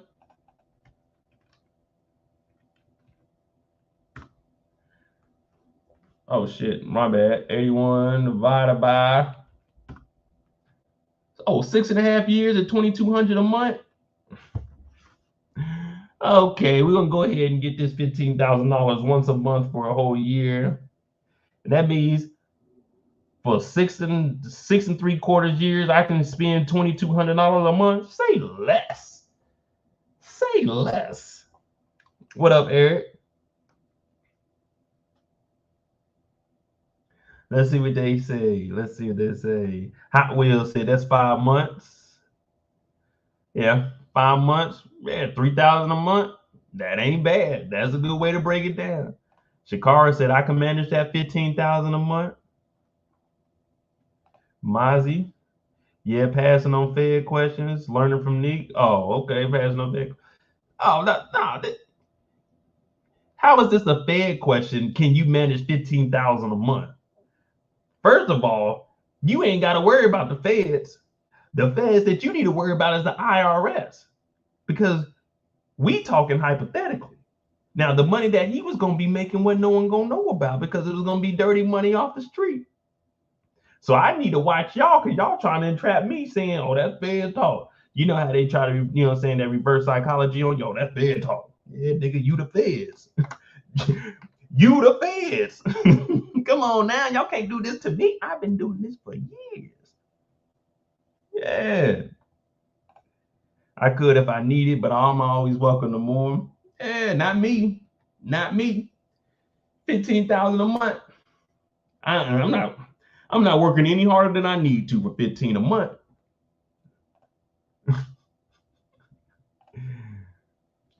Oh yeah, I can manage that money easily, but the Fed's watching. I pay my taxes. All my brokerage accounts are accounted for. The Feds know what I'm doing anyway. Hell, Google track what they pay me. I don't need the Feds to watch me. Hell, everybody watching me. I'm on this motherfucking internet right now using the Wi-Fi. Xfinity watching me. If the Feds want anything, they ain't even got to come directly to me. They go straight to Xfinity. Pull up this IP address. Let me see what they've been looking at. I turn this phone on. The Feds watching me, just like they watching you. Because let me tell you something. Your internet provider, your phone provider, they ain't about to tell the Feds, oh no, we're not going to give you the information. They going straight to them niggas, and they going to build a case behind your ass. So you say the Feds is watching. But let's be honest. 99% of America, 99.8% to be exact. Well, I can't say to be exact, but 99% of America, let me tell you something. The Feds don't care about you. You ain't doing nothing that they care about. All the Feds are watching. Nigga, you ain't doing shit that the Feds care about. They gonna lock you up for a year. The Feds ain't playing around with your ass. They don't care. They want real criminals. They want to give niggas football time. Yeah, man, the Feds watching me, man. You know what I'm saying? I ain't, I went through that toll booth the other day and they ain't even pay me. The Feds on me. Nigga, the Feds don't care about you. The Feds don't give a damn what your ass is doing. The Feds gonna go to your job and see your ass was on work this whole year. Matter of fact, you was working overtime during the pandemic. You were on the Skype calls before the host was even on the Skype call. Nigga, the Feds ain't watching you. The Feds don't care about you. And damn Feds, bro. The Feds don't give a fuck about you, nigga. They don't care about you. You go to Sam's Club to pump your gas, nigga. The Feds ain't watching you. You swipe your Sam's card. You go to Shell and use your damn Safeway card to save 5 cents a gallon. The Feds ain't watching you, nigga. The Feds don't care about you. Yeah, I was late on my phone bill. The Feds don't give a shit. The Feds don't care. Man, you know, it be hard out here, man. You know what I'm saying? It feel like everywhere I go, the police, the niggas, they don't care about you. You rolled through one stop sign and got pulled over and got a warning. Them ain't the feds. That is the city police. They don't care about you. They don't care. Man, I be streaming the internet illegally. Nigga, they don't care. They don't care about you. Netflix ain't coming to nobody's house talking about, hey, man. Hey, local police, they've been streaming our Netflix shows illegally. Get them. They don't care about you. The feds ain't looking for you low-level niggas. I won't even say low-level. You niggas is no level. No level. There's no level. You are a regular citizen. The feds don't care about you. What they gonna bring you in for?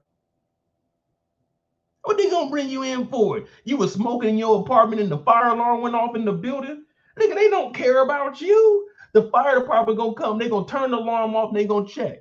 The worst thing that's gonna probably happen is the front office say, hey, you know, you can't be smoking in there. They don't care about you. No one cares. The feds ain't watching none of you niggas. The feds are looking at niggas like this. You going to work, man. I clocked in work a little bit late. The feds don't care about you. All they gonna do is give you some paperwork. Hey, Mo, show up on time. Nigga, the feds ain't watching you. Yeah, man, I be paranoid when nigga, the feds ain't watching you. That's the local police. The local police. Niggas talking about Young Thug and Gunna got locked up. Nigga, what that got to do with you? You listen to 2 Young Thug songs. The feds ain't after you, nigga. You got a picture on your Instagram card. I gotta take it down. Nigga, why? They ain't looking at you. They don't give a fuck what your groupie ass is doing, nigga. The feds ain't looking at you. And this is how I know the feds ain't looking at you. Young Thug and Gunna got hit with a RICO, a state RICO. Nigga, the feds ain't even looking at them niggas. You talking about they looking at you. Nigga, ain't nobody looking for you. Don't nobody give a fuck what you doing in your 9-to-5 ass life. And when you go home with your fucking family and you go home and get on the video game, we be on the video game talking big shit. Oh man, the feds is listening. Nigga, they ain't listening to us. You think the feds want to be on a goddamn PlayStation 5 listening to me in the chat talking shit to my niggas? The feds don't care. I ain't talking about shit of importance. Nothing of importance. The feds ain't about to be. It's gonna be just like Erica was in there listening to the call last week with Momodu on the phone with his baby mama. She listening to that, and she's the fed. She's a DA. She listening to that like, nigga, we don't care about her. She could be getting all the dope money she want from Momodu Gondo. But what did I just tell you? The feds don't care about you. They not watching you. The feds don't give a fuck about what we doing. I told you, we were all no-level niggas in here. No one cares what we are doing.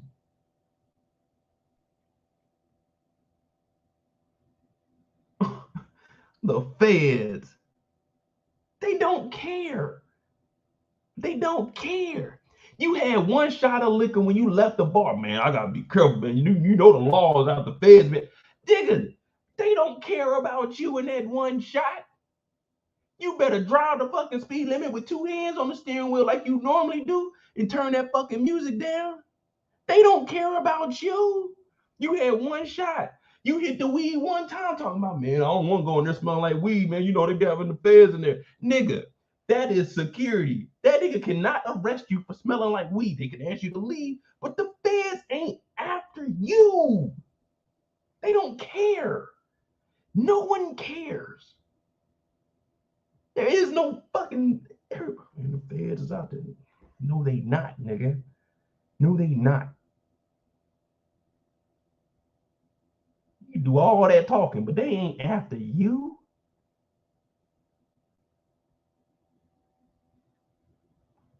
Oh man, what happened today, man? I got pulled over, man. You know, feds was out today. Then what happened?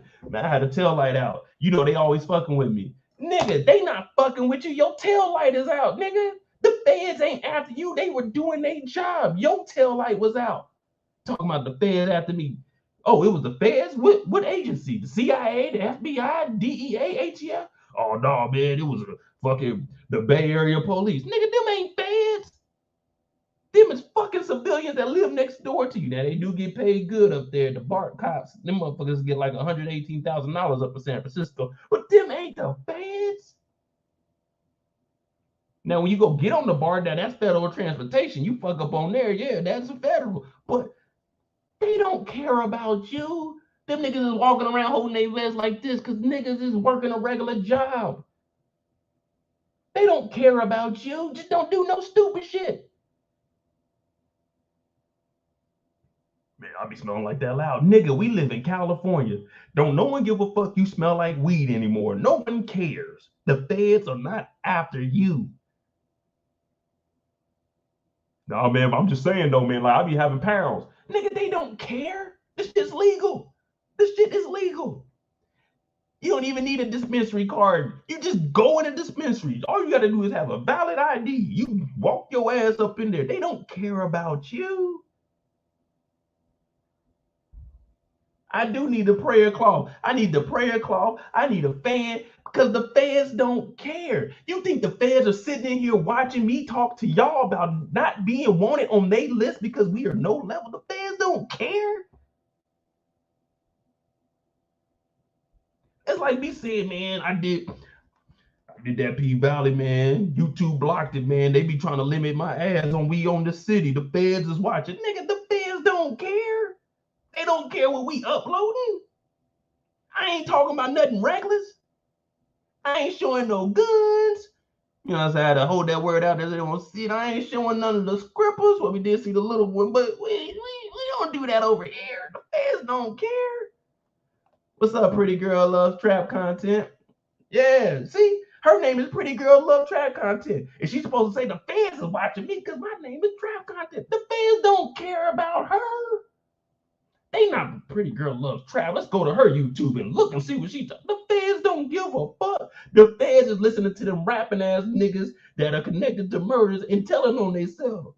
The fans don't care about us upstanding citizens. They don't care. The fucking fans. No, nigga, that is the local PD. The local PD. The niggas that be at the fucking 24-hour fitness hooping with you. Them are not the feds. Shut up, nigga. The feds don't care about you.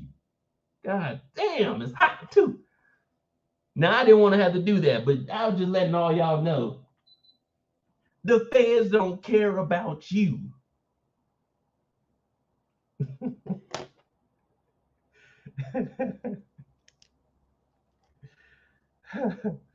Shit is hot. I might have to go change it to a tank top or something. God damn.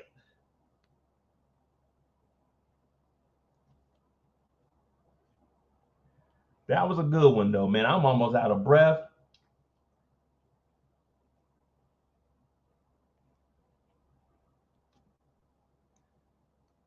Whew. All right, man. Where were we at? Oh, we were talking about could y'all manage 15,000 a month that Jenkins was getting, and I think all of us said that we could easily manage $15,000 a month. Now I'm talking 15,000 legally, since the feds is watching. Legally, $15,000 a month. Could you manage it? And we all said yes. We all said yes. We could manage 15,000 a month. And yet that offer still stands. If I ever make $15,000 in a month on YouTube, I will show y'all and I will break down what I'm gonna spend that money on. So there we got that. I hope the feds ain't watching because that's big money there. Well, listen up, feds. Don't come after me. Go after Google because they the one cutting the check. My bad. They don't care about me. Oh, man. Oh shit, boy. All right, man. Let's get back onto the show, man. We could all manage 15,000. We got it. We got it.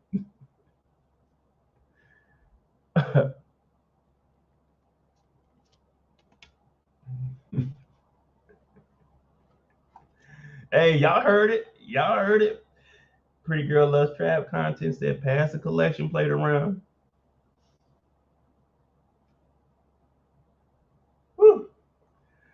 I might have to give out announcements before we start next time. All right. So Jenkins is out here wilding out. What we getting to? Oh, okay. So I know, man, we might as well. Nah, we're gonna jump into we're gonna put together the dream team. And we're gonna come back to Jenkins because this pertains to Jenkins. Now we got the dream team together. I forgot what this new guy's name is, but he's gonna be another one of the prosecutors. Now, when they come in here, we all listening to Erica because Erica's been doing a lot of interviewing. She's interviewed Gondo, she's interviewed Jamel, and right now she's saying, "Yeah, I used to be out in the streets," and everyone's looking like, "We don't believe you. We don't believe that you were actually out here in the streets." She's like, "Yeah, I actually ran into Wayne Jenkins." Now, he was a cowboy, meaning he'd go out there rooting, tooting, and shooting and shit, but she didn't feel like he was corrupt. And everybody like, okay, good. You got somebody on the inside. And she was going to warn him about Jamel and also with Momodu, I'ma serve 10, Gondo. Now you see Kilpatrick, he talking about, whoa, wait a minute. We got Jenkins on the tap talking to two of our narcs. And they were talking like Jenkins, they know Jenkins is dirty. So they've been doing their own little wiretaps. And of course, she's been doing hers also. But that's why she's been watching Momodu Gondo, and Jamel. I don't know why I say Momodu's whole name, but I always do. But she was watching them two. Well, she was listening to him and his baby mama. Now, they actually got Jenkins picked up because you got to remember, Jenkins and Kilpatrick, they're from two different police departments, but they've been working together. So they built like their own little task force to basically weed out these dirty cops.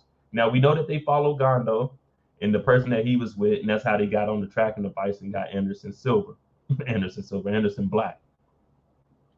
Now, Erica, she sees another white man, and you know what I'm saying? Just like Jenkins was throwing out some racial things, she thinks that the white guy is the clean guy. But this isn't the first time that Erica assumed that the black guys were the only crooked ones and the white guys were good. You remember Jamel? Yeah, Jamel told her Sergeant Ellers was crooked also. She said, no way. He was like, what you think? The brass is all good? So this whole time, Erica, unfortunately, she sees all Negroes, all black people as suspects. She just assumed that everyone else was clean. It was just the dirty two black cops. She didn't do no kind of other investigation on nobody. She just dug in deep, got the wiretap on Gondo, interviewed Jamel, and just assumed that it was him and Gondo, and potentially others. Now, you remember the only others is Herschel and Allers. Now, we got Jamel, we got Momodu, we got Taylor, we got, what's the nigga name? Lewis. And there's one more guy, but he didn't really get too much on him. So out of 3 white guys, she assumed that all 5 of the black people were the only ones doing dirt. And I think the reason they did that is because there may have been some complaints about Erica in real life, and we're going to do a little bit of digging. We're going to see what Erica has been doing, because that's crazy. All the black people you assume were suspects, and all the white people you thought were clean. Oh, I met Wayne Jenkins. This is what she said. This is her exact words. He was a cowboy, but I wouldn't think he was corrupt. You call this man a cowboy. He is a police officer. Cowboys in the Wild Wild West were fucking wild. Normally, they were the ones you needed to watch. So you assume that the black cops were all dirty and they were lower level, but no one above them knew anything about it? What do we know about crimes? All of us low-level people in here. All of us low-level people know that the people at the bottom are working for somebody. They're not just fucking working. They're not just working. Wait a minute. But you were doing research. You know, you were on wiretaps. So you know Gondo is in street clothes on the street. You know that Herschel is in street clothes on the street. You know that Allers is in street clothes on the street. You know that Jenkins is in street clothes on the streets. You're on the wiretap. Each one of them, outside of the little stops that they do, the sergeants are with them. Allers, he got moved back into the office. That's when Jamel was saying he wanted to get in on the money. But Jenkins was still in the streets. Herschel was still in the streets. But you only accused the 4 black men and none of the white men. That's very interesting. Now I know a lot of y'all probably didn't notice that, but yeah, that's what's going on here. So she already had a racially bias towards the black people. So for her, she may not, I don't see color. I see right and wrong. No, you didn't. Because you didn't even take one second to look at any of the white officers. You assumed that they were all clean. You didn't do your proper due diligence and looked at the whole department. Now, you knew the gun trace task force were doing some things. That's why you were authorized a wiretap, but you didn't dig a little bit deeper. Who does Gondo report to? Who was he around most of the time? Oh, you didn't do that though, did you? You didn't do that though, did you? Did you, Erica? Because let me tell you something. What Nicole was doing, Nicole was looking at the white officers. She's looking at the black officers and anyone that's on that list. Because Nicole sees right and wrong, but Erica, look like you only see black. That's wrong. But what can I say? I'm just telling y'all what I see on the show. Now, I'm not accusing Erica or anything like that in real life. But what they're portraying on the show is Erica ain't doing her job. And then what does Erica do to get out of this situation? What does she do to get out of this situation? Well, let me show you. We got to jump towards the end. Oh, I'm so stupid. I almost messed up the case. And the guy said, but you didn't. So they're cutting her slack for not doing her job. I almost messed up the case and told Wayne Jenkins. And he's a little bit crooked. And then it comes to find out that this nigga is the most crookedest person in the department.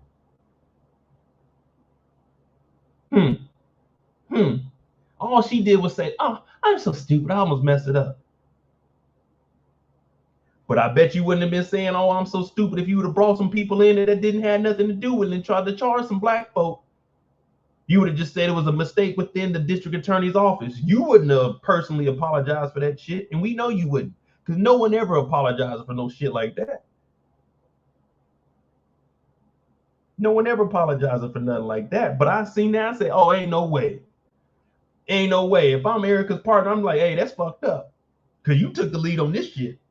I didn't assume that anyone was guilty. All I did was go in there with Jamel. I was writing down what he was telling us. But when he mentioned Sergeant Ellis being in on it, Sergeant Jenkins being in on it, and when Gondo told you Jenkins was on it, you disregarded all of that. And how do we know that? Because all of that happened before this, because they all gave information. You got to remember that now she's saying I almost threw it away when she already had a wiretap on Gondo and they already had brought him in and they told you that Jenkins was dirty. But now you saying, oh my God, I didn't think that Jenkins was dirty. And then they tell you they had him on a wiretap from 3 years ago and it's all starting to make sense that, like I said, low-level niggas and no-level niggas, low-level niggas, we don't work for nobody. Low-level niggas, they always got someone above them because with crooks, it's always going up. But now we put it together like, damn, Erica, you ain't really been doing your job. You just at work. You just going along with whatever you feel is fine. You in the wiretap room playing your flute. The nigga came in like, hey, you playing the flute? Oh yeah, you know. No, your ass need to be on that wiretap and connecting dots. That's what you need to be doing. But instead, what happened? Jamel, Gondo, they gave you the information and you just glossed over it. You just said, fuck it. And then when the white man come and bring you the information, it's, oh, I almost messed it up. That's that bias. That's that bias. But we're going to take it back. We're going to take it all the way back. Now, the dream team, we know that they're together and Kilpatrick been doing his job.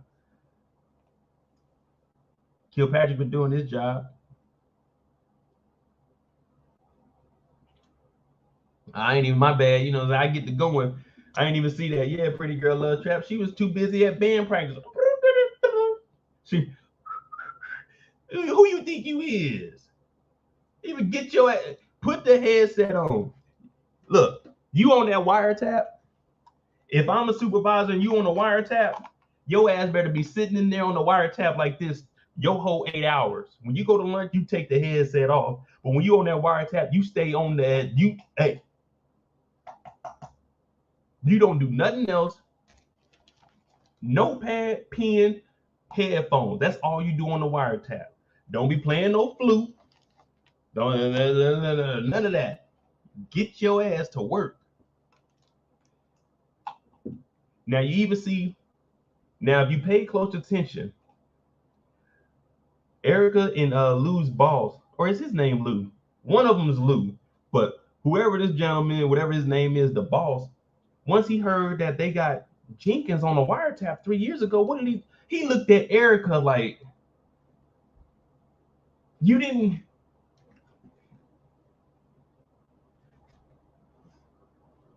do your job? But he didn't want to call her out in front of everybody. But you know that face, he looked at her and said, they got Jenkins on a wiretap talking to 2 narcotics. To 2 narcs. On a wiretap talking to 2 narcs. And you didn't know this? He said, you know what? You know what? Don't talk to Jenkins. Let this play out. Because now he has to depend on regular police officers, city cops. You are a fed. We got to depend on the city cops. That makes us look bad. They doing the job that we supposed to be doing. We got all the resources. These fools got a wiretap in a raggedy ass old classroom. You got all the equipment that you need. You got so much equipment in there, you can play the flute. But you let the city cops do the job and find out that Jenkins could potentially be dirty. And then your partner comes in and gives the information saying that they didn't recorded Jenkins' ass at a fucking stop, and they held him. They held this man for a whole 60 minutes on this 2-hour tape.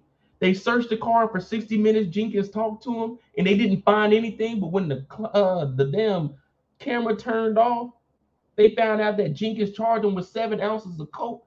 But you didn't know this when you were the lead on this. This is your partner. You were the lead. You didn't know this about Jenkins, and you was about to give Jenkins the information to know that there's a fucking...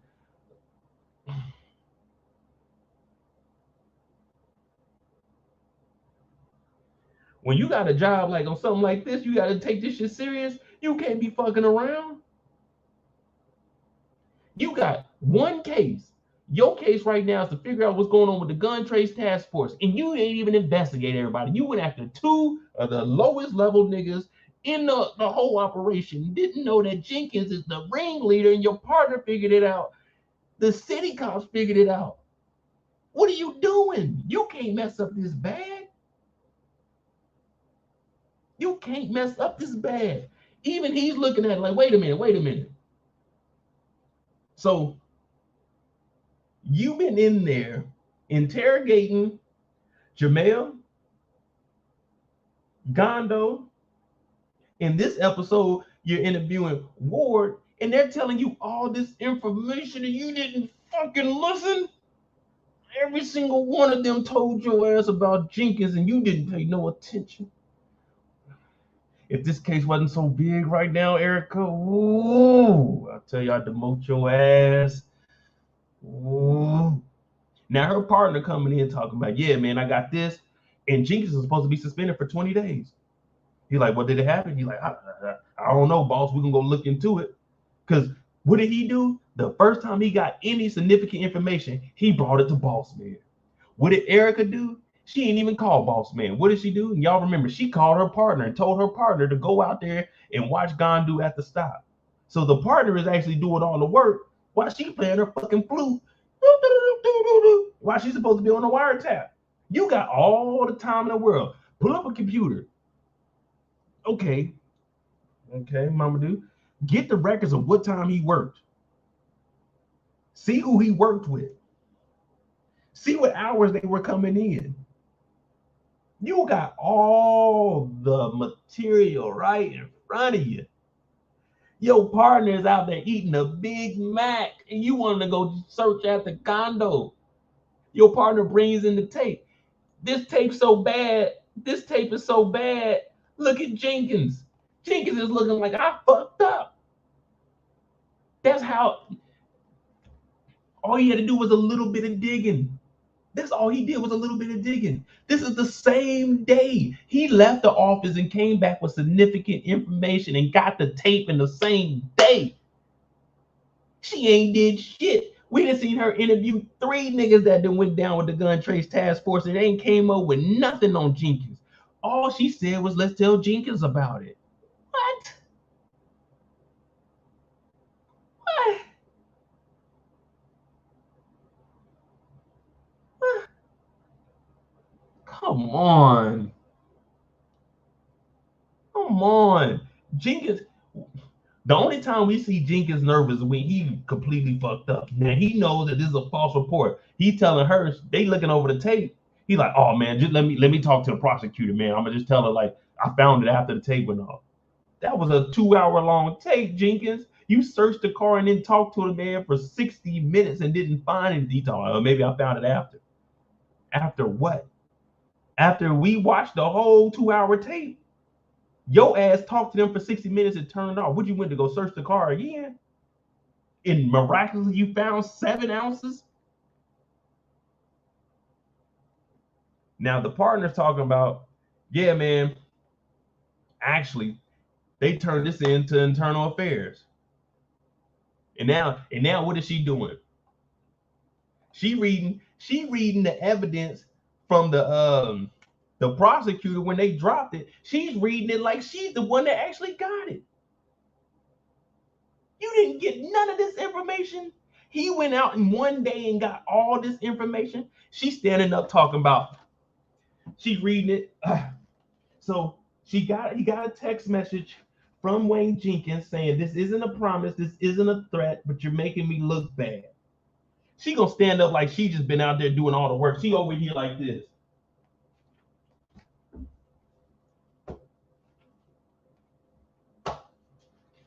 You didn't do any of that work. You didn't do none of that work. He brought you everything. He brought the tape. He brought the folder. He found out all of this. She in the corner making it seem like she just did. Boss.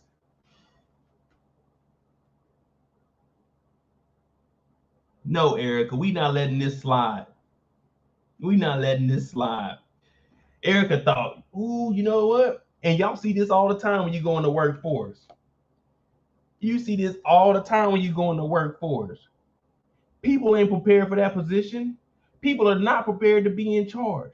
But you do all your work because you know it's going to look bad on you if you don't do what you're supposed to do. So you do all your work to make them look good. And who gets the promotion out of this? He ain't going to get the promotion. Erica's going to be the one that looks good. Erica's going to be the one at the podium saying, we here over at the DA office, we did this and did this. And I think, and we feel like you're going to get all the credit for it when this man did all the work. Sometimes you don't accept them positions. They be like, who wants to volunteer to be the team lead? If this man, them real world sponsors, let me tell you something. I was a team lead several times, and that shit ain't no joke. You gotta delegate shit, and you gotta be the first person into a scene. You gotta be on your fucking game because everybody is looking at you. But in this case, he know what it is. We trying to get Erica promoted, but we know you're gonna do all the work. And that's why when they left, she said, oh, I'm so stupid. I almost messed up and gave the whole thing to Jenkins. What did the boss say? Yeah, but you didn't. Because at this point, we are too far gone to take you off of the case because it's gonna look bad in the media eye. Erica was removed from it. So you just gotta rock with it and you gotta depend on him to do his job so Erica can continue to look good and we can look good overall. Y'all know exactly what I'm talking about. They be putting people in charge that don't need to be in charge. Now, Erica was doing her job. We were thinking in the first 3 episodes, damn, Erica doing good. She's going out here, she's talking to people that was with Wayne Jenkins, but it wasn't enough. It wasn't enough. Everybody else is doing all the work.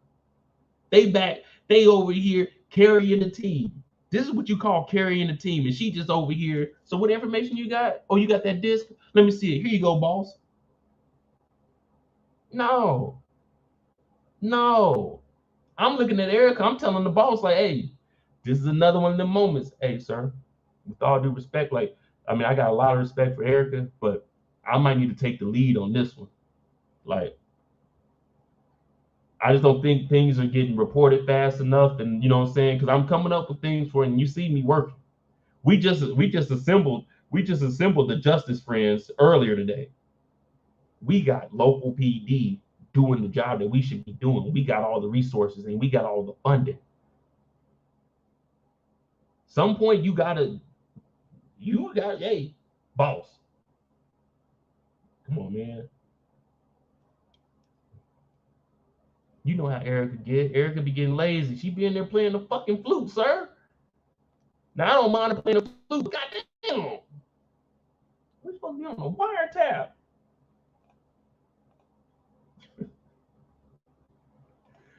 All right, let me know what y'all think about Erica. I'm gonna leave her alone, but I think I've been pointing out some facts, and ain't no one else noticing that. Ain't no one else noticing that Erica's a little prejudgmental, ain't she?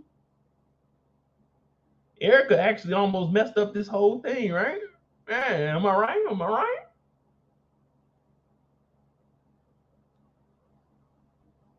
What y'all think about Erica? Is she doing her job good enough? Or is her partner actually out here saving her?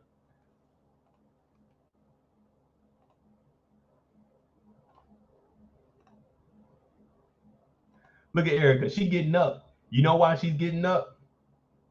Because she don't know what the fuck going on. All she did was read off a text message that was one sentence talking about, this isn't a threat. This isn't a promise. You're making me look bad. She walked off. Anyone that walks off from a conversation ain't got shit to say or don't know what's going on.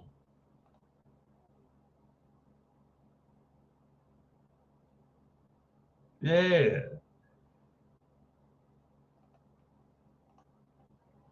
Yeah, see? No disrespect to any other channel, but I'm gonna point out the real world. I'm gonna point out what's really going on here. You know her partner's working hard. You know her partner's working hard. Y'all want to know why? Look at her partner and tell me how you know he's working hard. There is one key indicator. One key indicator. Why is her partner working so hard? And you can tell he's working hard. Let me know. Let me know.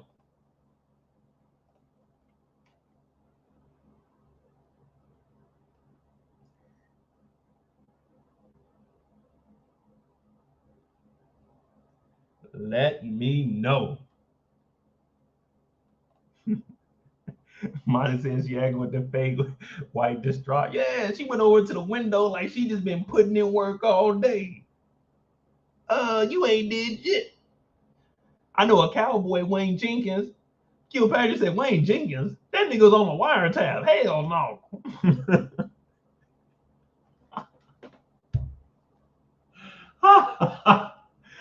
Hey, they boss looked at her like, let this play out a little bit, because he knew she didn't know what was going on.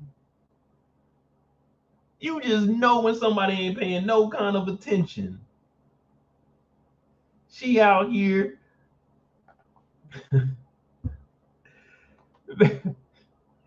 Come on, Erica. This is why you know her partner is doing the most work. Look at his sleeves. He got them shits rolled up so far, because you know how it is when we be in our button downs, fellas, especially with a tie on. I get to sweating. Y'all know I be sweating in just a t-shirt. But this nigga got his sleeves rolled all the way up. They rolled up and they so damn baggy. That's how you know he had to roll them up. He like, oh, it's getting hot as hell in here, but I gotta be on top of my game. Look, everyone got their jackets off in here except for who? The person doing the least amount of work. We all in here sweating our ass off. We sweating our damn ass off, Erica, and you got your damn jacket on. That's how I know you ain't working as hard as us. This nigga got sweat on his bald head, sleeves rolled up. Cause what did he do? He just look how high they up. They at least the sixth. It was in Baltimore, so they probably on like the 12th floor.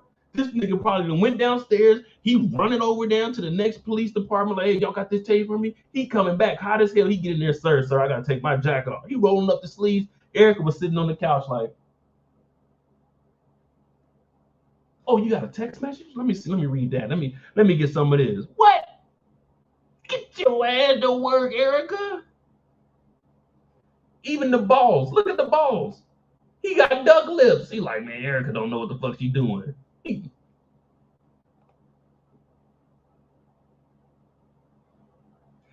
You know, the partner be going home talking about, God damn, I did all of Erica's work today.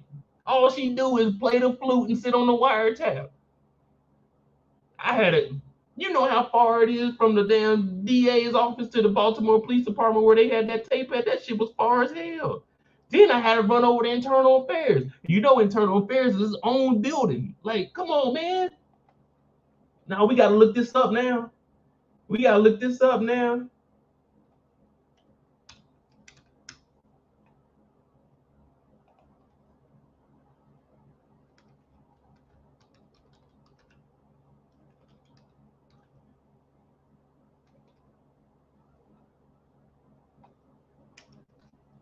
Y'all know I'm about to find out where my man went to all day.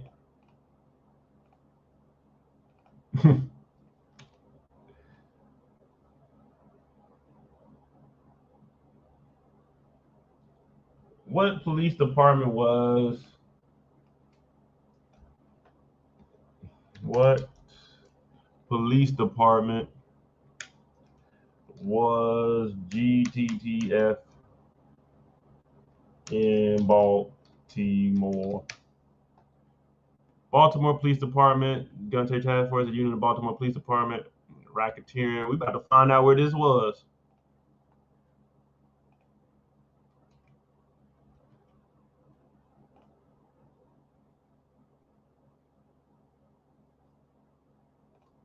Baltimore Police Department on, nah, they wasn't on no President Street.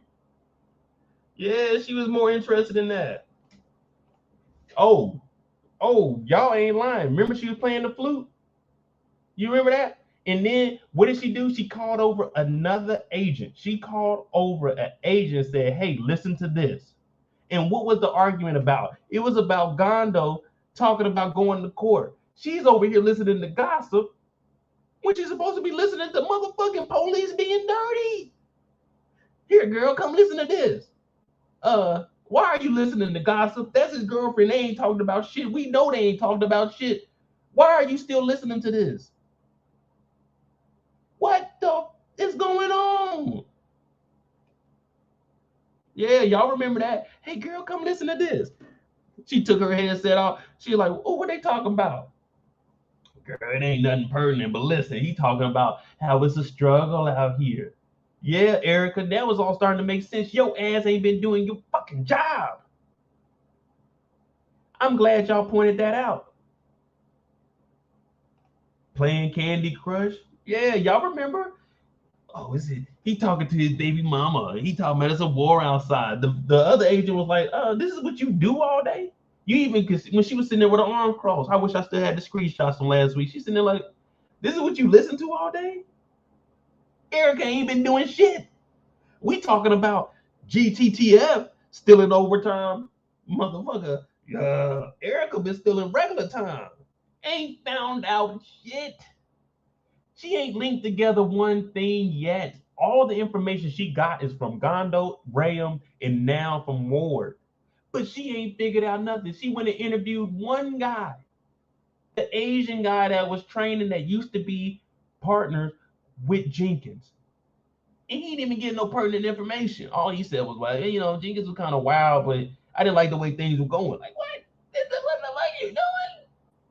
I know the partner is like, why are you bringing me out here to interview these people? You're not getting any information from them. Let me just go do what I need to do.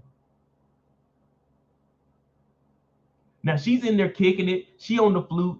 He's out and about. Where was he at? Where was he at? He was eating his McDonald's because he was out in the streets trying to figure out things. She's in there.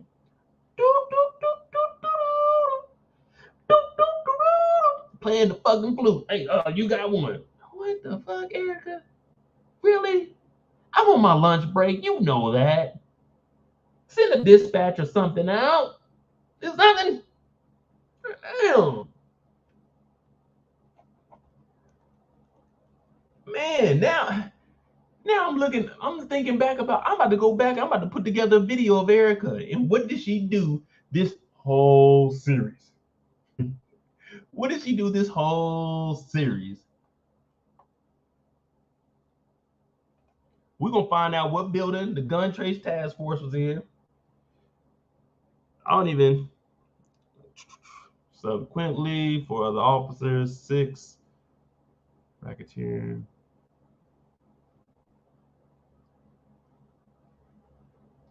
That's crazy. That's crazy. We wouldn't even know nothing about that. If Erica didn't get exposed this week, we wouldn't even have noticed that her ass was playing a fucking flute, not doing anything at work. And she over here giving the proper terms. He like, oh, you're a flutist or something? She said, no, I'm a flutorist or some dumb shit like that. We don't care. You are a DA. That's what you are. From 8 in the morning to 4 in the afternoon, you are a DA. You are not a flutist. You're not a flute player. You ain't in the band. We don't remember that one time at band camp. None of that shit. You are a DA on the clock, on a wiretap. You are supposed to be finding out who the bad guys are. But instead, every time we come here, you got that raggedy ass flute. It don't even sound good. What songs are you playing? What are you doing? And why is a flute a woodwind instrument when it ain't even wood? I don't know. But I was in the band and I played the trumpet, and the highest I made it was to the 4th chair, and I challenged the 1st chair one time and got obliterated. Like, never again. But goddamn, you playing the fucking flute? Ain't did nothing. Gondo, you gonna tell us what you know? Well, you know Wayne Jenkins, he a crazy dude. Oh, not Wayne Jenkins. Jamel, you gonna tell me everything you know? Well, you know Sergeant Ellers, not Sergeant Ellers. I know the partner's like, damn, let these niggas say what they gonna say. Well, he didn't say the N-word, you know, he a white boy, but he's like, let these men say what they gonna say. They gonna give us all the information. These fools are trying to go home. They're telling us everything. They're going to tell us the truth. Why? Because if they don't tell the truth, they won't be able to get their plea. Erica, you're a DA. You should know they have to tell the truth. Anything we can prove that is false, their whole plea is thrown out the window. 7 years? No. 25. They cooperating and they telling you it's Jenkins. Hell, the first time we seen Jamel, we seen Jenkins yelling at him, don't say nothing.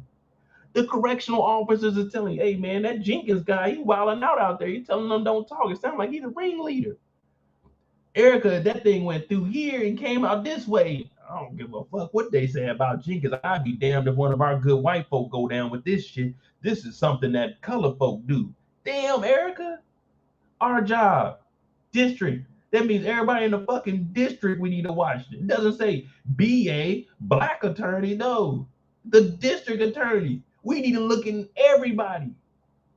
How could I go out in one day and find out that this nigga Jenkins is crooked, but you done interviewed 19 niggas on the force and couldn't find out one thing about Jenkins, and you were about to give this nigga the whole case? Jenkins, I believe that we need to talk because there's some black guys on there. I don't want to be the lady to say it, but there's some black guys on there that are a little bit corrupt. You know, Momodu Gondo, they call him G Money, and Jamel Rayo. Yeah, you need to watch them. Jenkins is hearing all that shit. First thing Jenkins is gonna go do. Hey y'all, they investigating y'all, so we gonna lay y'all low a little bit. Don't take anything. They're gonna be watching us. What the hell are you doing, Erica? What did I just tell y'all though? What did I just tell you? The feds ain't watching you. They playing they fucking flutes. She whole time the whole organization is just corrupt up under her nose. Dondu's still in the streets. They just doing whatever they want. Ain't nobody looking after us. They playing they fucking flutes. No one cares. I told y'all. Y'all were laughing at me. The feds ain't watching you. They ain't. They don't care. They just don't care. We got the prime example here. The top fed, the top DA of the District of Baltimore is supposed to bring down the GTTF. don't give a shit what you doing. She playing a flute. Playing the flute. I told y'all everything I say, it makes sense and it's always going to relate to what we're talking about. I gave you they ain't watching you rant. And what did we just find out? The fans ain't even watching the niggas they supposed to be watching. Make it make sense. The fans ain't watching you because they ain't even watching the people they supposed to be watching. I rest my case, Your Honor. They don't care.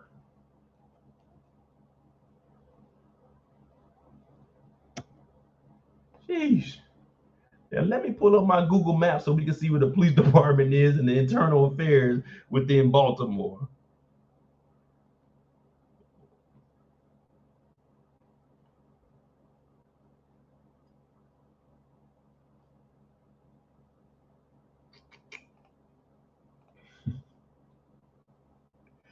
Hey, hold up. Y'all can't say this ain't gonna end because when I tried to end it, what did Kendall say? Yeah, we need a flute rat. And all y'all did was just pour gasoline on the fire. But we just exposed Erica for not doing shit for 4 episodes.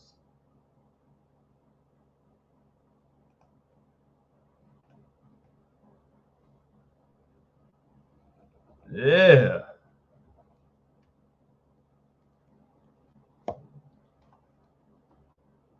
So I'm trying to figure out where the Baltimore Police Department is that they were working out of. I know it ain't this one.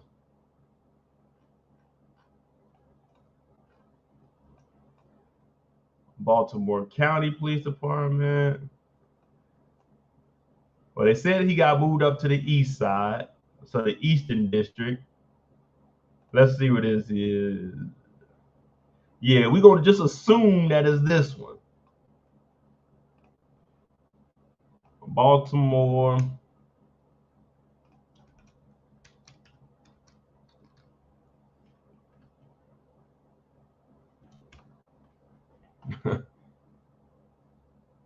Misconduct, Public Integrity Bureau, submit a complaint, file a complaint, Civil Rights of Baltimore. That's supposed to be Nicole's office. Oh, that's where it is, Baltimore Police Department. There we go. Civilian Review Board, law enforcement affiliate locations. Here we go, right here. 2524 Kirk. We're going to get the directions.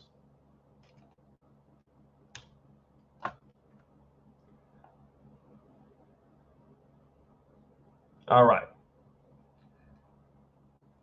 So that's internal. Oh, I got my bad. I forgot.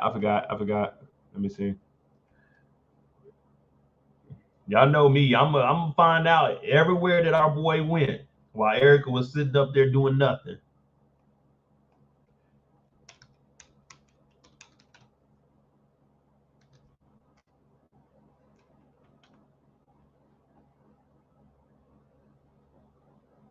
Baltimore State Attorney's Office. Oh, but they feds, but they might be working out the same building though. Add a new destination. So we go from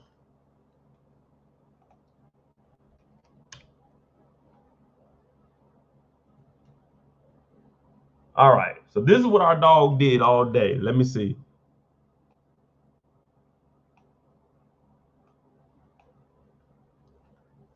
All right. So what do we have here? We're just gonna assume that they're at the state attorney's office and the feds had their own floor. So we start here,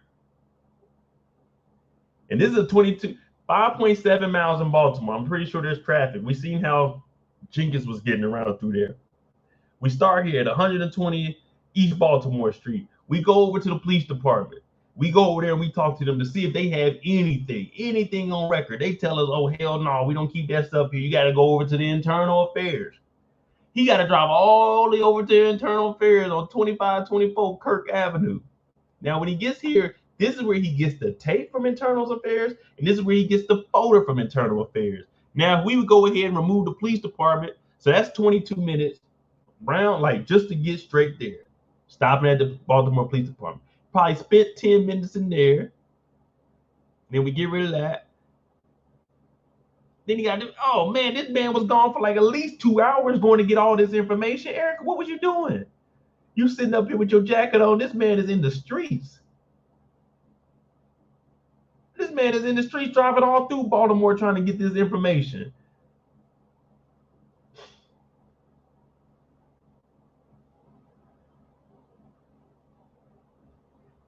But hey, the proof is in the pudding, people.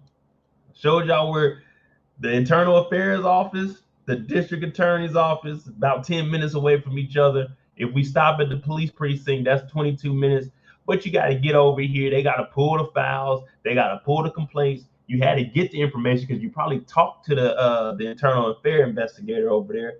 So let's just say you spend 30 minutes there, 30 minutes at the police station, 22 minutes just to get there. So that's what, 1 hour and 22 minutes worth of driving plus the 10-minute ride back, hitting up the stairs. You probably stop, you know what I'm saying, get you something to drink or something. So yeah, we had almost 2 hours of what he did in one day and found out more information than Erica did in 4 episodes. Can y'all believe that? It took him 2 hours to figure out everything that Erica took 4 hours to not figure out anything.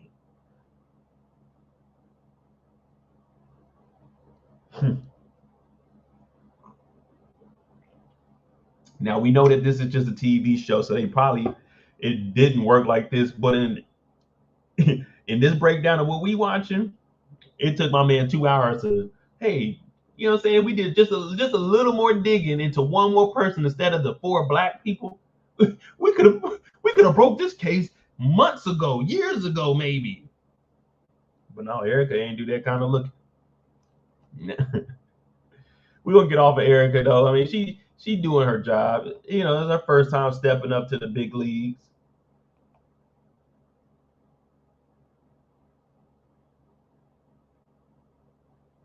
What else? Oh, we got Jenkins. Back on Jenkins.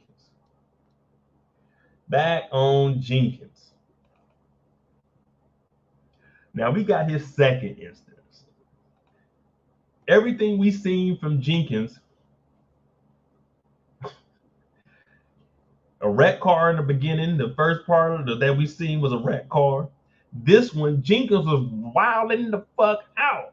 How are you driving that fast that you hit a man and flip your car? You got to be driving fast as hell. I don't know if y'all know how hard it is to flip a car, but he had to hit that curb going at least 70. At least 70. That's a little curb too. Look at that curb. And he didn't even flip this on the curb, because if he hit the curb, the car wouldn't just flip like that. This thing had to slide down the street.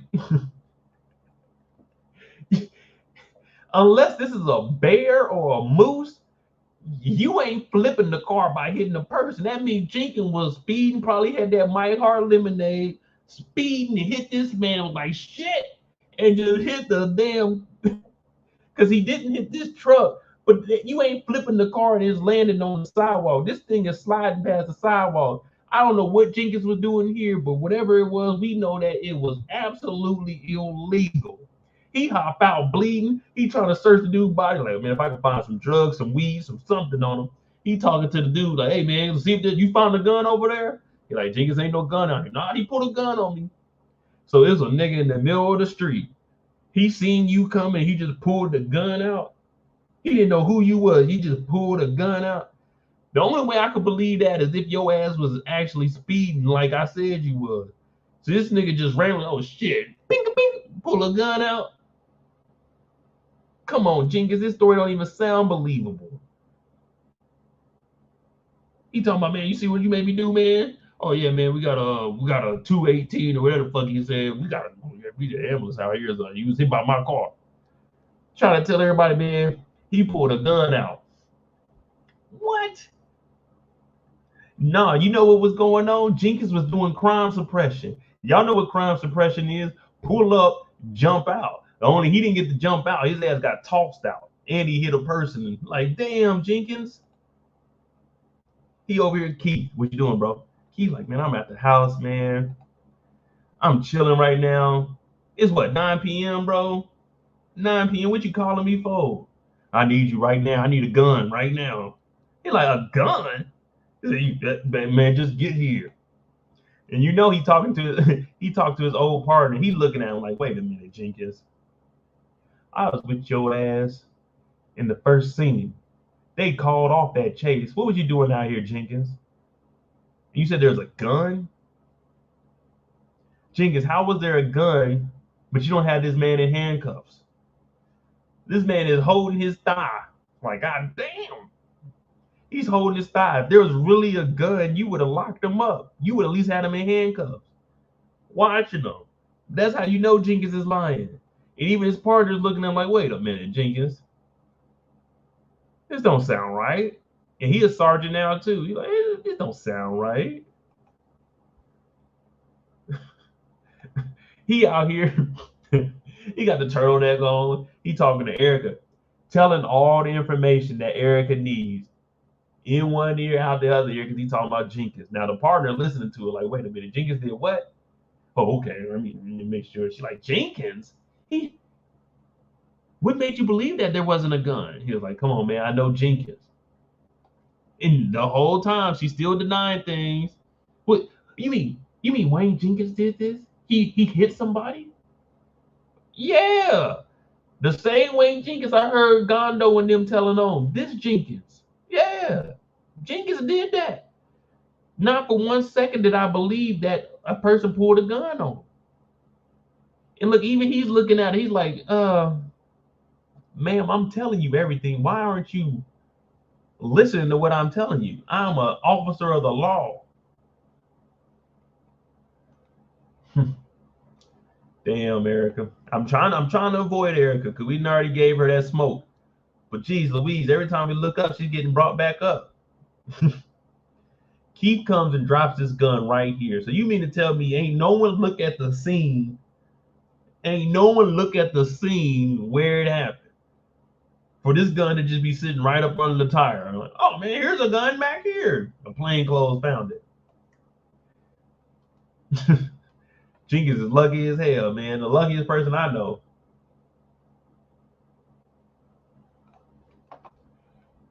Let me see something.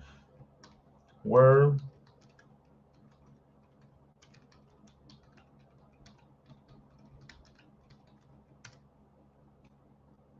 $13 what to watch.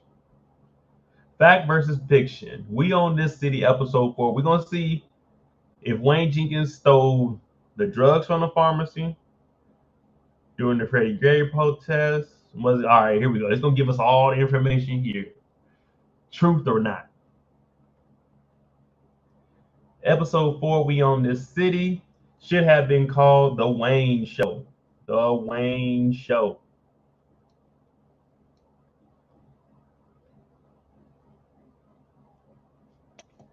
Episode 4, We Own This City, should have been called The Wayne Show. Wayne Jenkins was all over this episode, and his list of crimes went from awful to almost unbelievable. So we had to ask what was true in the latest installment of the series and what was written for a dramatic effect.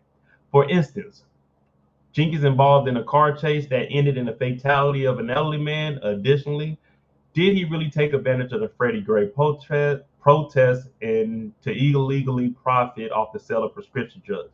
Plus, did he inexplicably rob a stripper? Here are ways to determine it. Also, check out those. Wayne Jenkins. Was Wayne involved in a car chase that ended in the fatal crash? The 4th episode opens up with Jenkins and Sean preparing to search a vehicle of a man named Umar Burley. However, the officers approach his car. Burley speeds off through a residential neighborhood. Zigging and zagging through stop signs, Burley attempts to escape Jenkins and Shooter, but the two are closely followed behind. Unfortunately, Burley ends up crashing into another car, killing the older driver. injuring his wife. After the accident occurs, Jenkins and Suter and the rest of the crew attempt to search Burley's vehicle for weapons or drugs in an attempt to justify the daily police chase. They initially didn't find anything in Burley's car. However, after some time, Suter claims he found drugs hidden underneath the seat. Burley denies it. Did this happen in real life? Yes, it did. According to the Washington Post in 2010, Burley was sitting in his vehicle with a friend, Brent Matthews, when Jenkins, Suter, and other police officers attempted to box his car in as they suspected he was in the middle of a drug transaction. Burley didn't know they were cops. A Baltimore news station, WBAL-TV, put it. Burley assumed he was about to be robbed and drove off. And that's what we seen in the episode. So they said this actually happened. Let's see though. With Jenkins and company following him, Burley attempted to navigate his way through the streets and get away from them. Ultimately, he drove his car, killing an 86-year-old Albert Davis. Damn. Davis's family would go on to file a lawsuit against Burley, eventually settling for $1.8 million. Additionally, his family filed a lawsuit against Jenkins and other two officers involved in the chase for $25 million, alleging their actions led to the chase. So it did happen, and they sued Burley for 1.8. We know Burley ain't have that kind of money. $1.8 million, and you a civilian? Damn. So Jenkins, so Jenkins is 25 years sentence. That definitely ain't enough. But I'm gonna see if they sound whether Jenkins and Suter planted illegal substances in Burley's vehicle after the accident occurred. The answer is yes. The same Washington Post article details that in 2017, federal prosecutors vacated Burley's drug conviction, officially saying the officers planted drugs on him. After serving 7 years in prison, Burley filed a lawsuit and was awarded $8 million. Damn. Burley served 7 years in prison and got $8 million in a settlement. That ain't enough money, but it's a nice start. But he got sued for $1.8 million. Then it found out that they planted drugs on him. Went to jail for 7 years, overturned his conviction. He got $8 million after 7 years. So it's what? 1.14 a year to be in there. $1 million a year, that ain't bad. But that's still 7 years of your life you ain't getting back.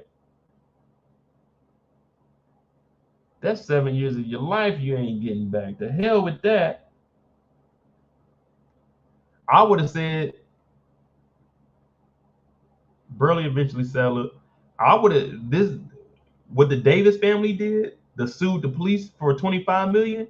Oh, that's what I would have been going for. What I tell you guys, aim high. If I'm Burley, I'm going for $100 million and I'm selling out of court for 20. 8 million is, don't get me wrong, 8 million is still nice though. 2017, 18, what is it, 22? So 5 years. 5 years, that 8 million. I hope he ain't blew that money.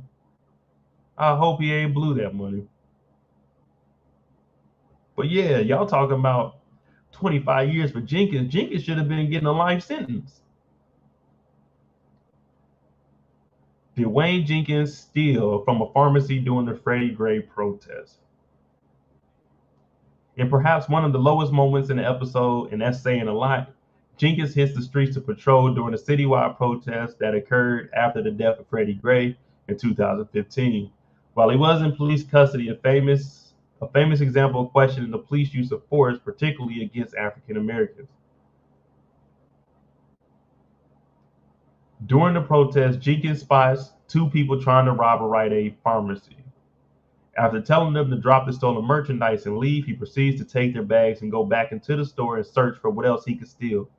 Later, he goes to a friend, Donald, that's the guy at the Bell's bondsman, and asks him to sell the oxy on the streets. So is this facts or fiction? This is true, but the situation was worse according to Donald. In the wake of the death of Freddie Gray, matter of fact, before we even go any further, we can almost assume that everything that Wayne Jenkins did in the show, he did it in real life, man. This nigga is wild. In the wake of the death of Freddie Gray, There were protests throughout Baltimore. A number of businesses were damaged as a result. Additionally, there was an increase in violent crime, for which former Baltimore Police Commissioner Anthony Batts blamed on a number of looted pharmaceutical drugs on the streets, as reported by local Fox News. Of course, Fox News is going to report that because it was in the black community, but we'll get on that another day. Bates wasn't aware that a member of his force was helping to provide the streets for prescription drugs. As mentioned in the Baltimore Beat, Stepp recalls Jenkins stopping by his home on the morning of April 28, 2015, with two large trash bags of pharmacy meds. From that time forward, Stepp testified that he and Jenkins regularly burglarized buildings and estimated he made millions from stolen pharmaceuticals with the help of Jenkins. Jenkins would later admit to selling drugs while he was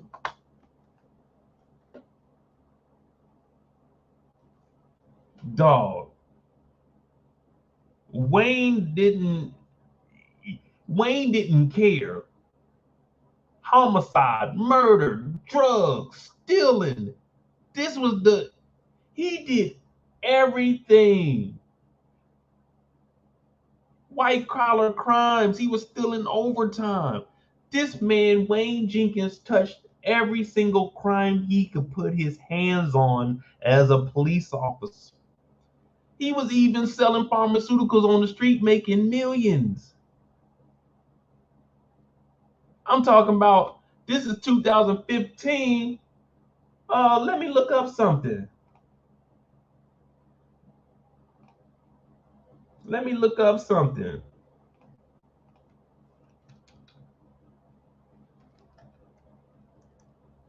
Because this is going to relate.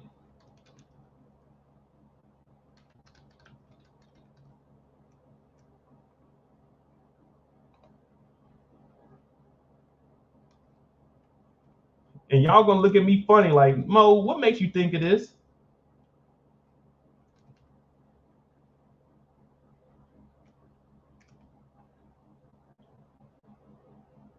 Y'all gonna be looking at me funny, like L-E.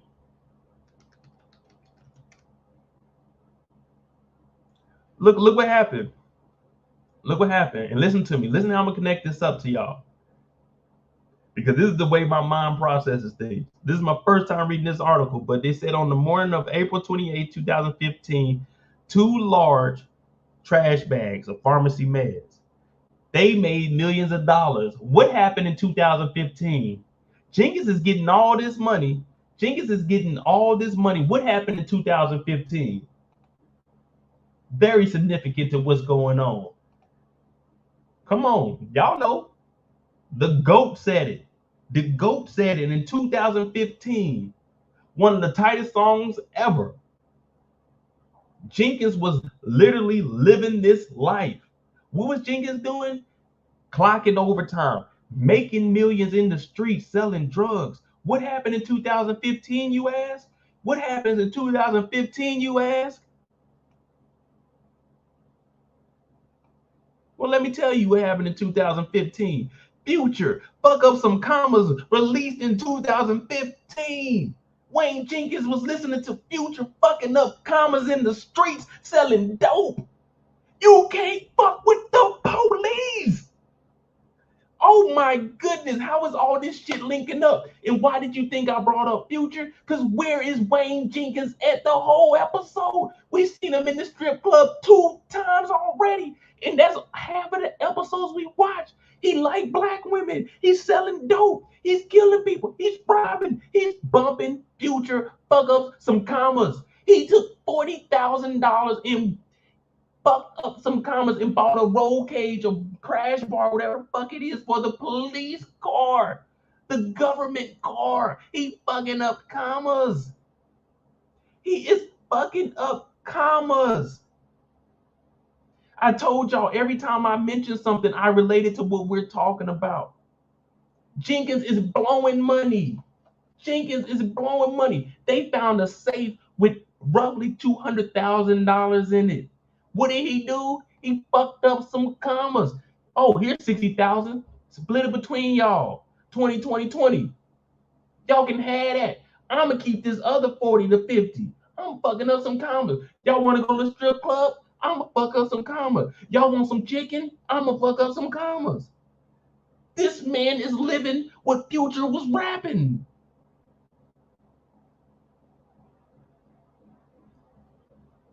What do you mean? What do you mean? Hold on. What do you mean, Mo? How did you think it is? I didn't think it is. Look, fuck up some commas. Let's fuck up some commas, yeah? Let's fuck up some commas. Let's fuck up some commas, yeah? What do you say? 40,000 to 100,000. How much money did they find? Uh-huh. How much money did they find? Over 100,000 they took, right? What happened the first time? They split up. 5,000, 5,000. How much did Jenkins keep? 40,000. I don't just be talking. The shit's right here. The shit's right here. He's legit fucking up some commas. He kept 40,000. The first thing we seen them do, 5,000, 5,000, 40 for me. Oh, we gonna fuck up some commas. We broke in the safe. What did he say? It's supposed to be 100,000 in there? They said, oh, it's well over 100,000. He said, well, guess what? Count out 100,000 and put it back in the safe. We gonna keep the rest of that shit. 20, 20, 20. What do we know about Jenkins? He always keeps more than what he gives out. So if he gave out 60, that means he had to take at least at minimum 60 to himself. Yeah.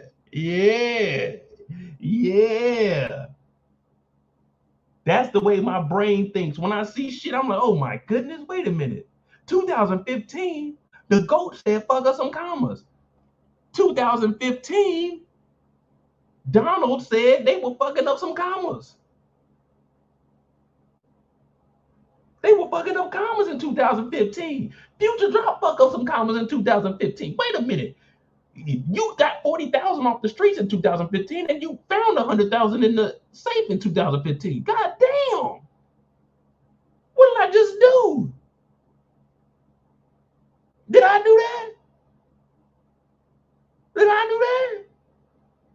I didn't do that. But y'all know what? The guy who wrote that song, fuck up some commas, his name is Future, because he knew in the future I'd be on here breaking this shit down.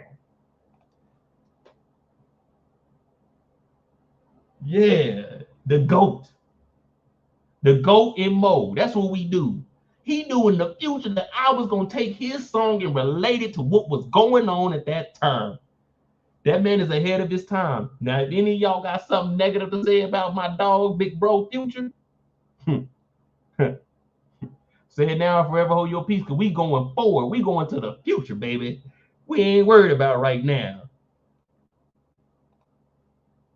Yeah. They in the strip club. What is Wayne Jenkins like? Oh, he said, oh, look at that queen over there. Then another black woman came out and said, oh, you calling queen? What did he say today? When he seen the little one, he said, oh, she's beautiful. Fuck us on commas. Fuck us on commas, yeah. Yeah. Oh, hey. Yeah. Y'all got to give me credit for tying that in. Y'all got to give me credit for tying that in.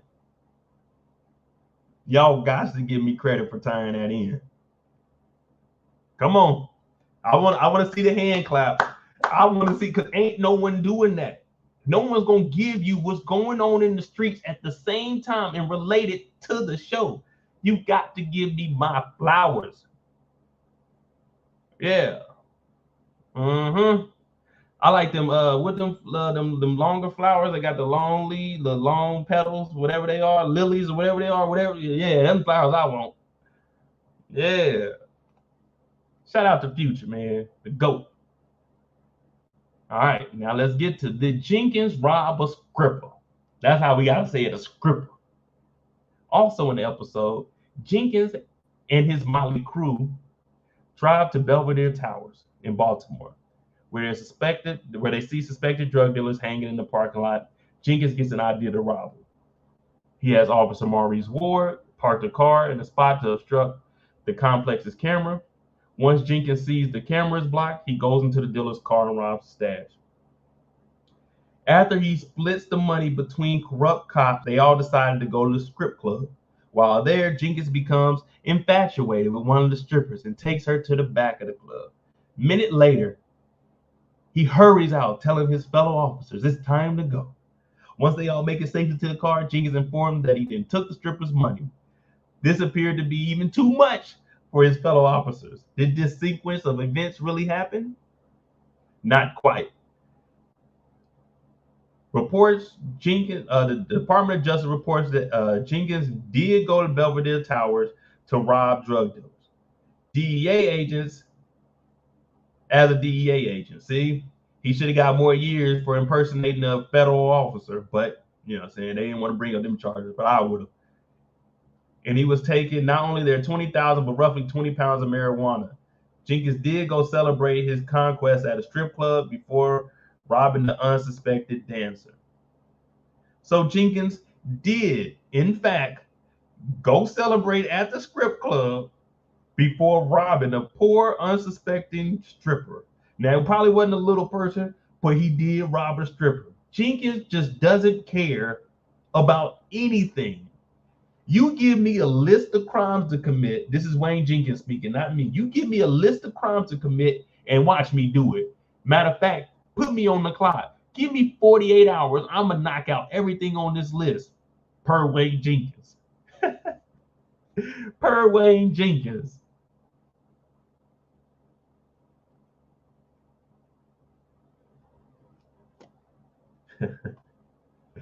Jenkins is wild as hell.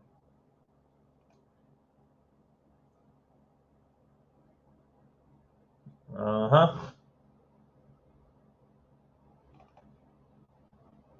What we got next? Oh yeah, we're gonna keep it moving. We're gonna keep it moving.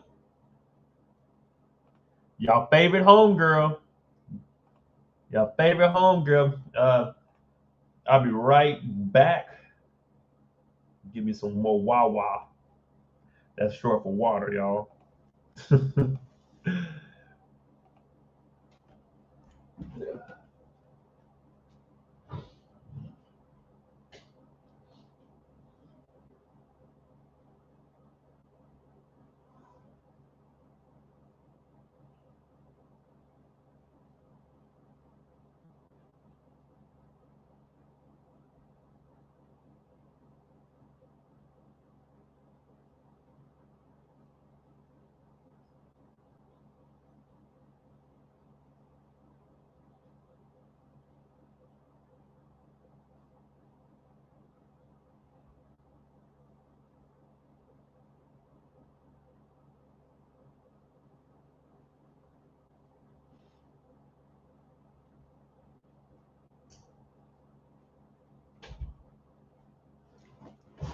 Uh-huh. What we on? What we on? Damn, I'm over here rocking everything. Shout out to the Miami Heat for knocking Boston down 1-0. 1-0.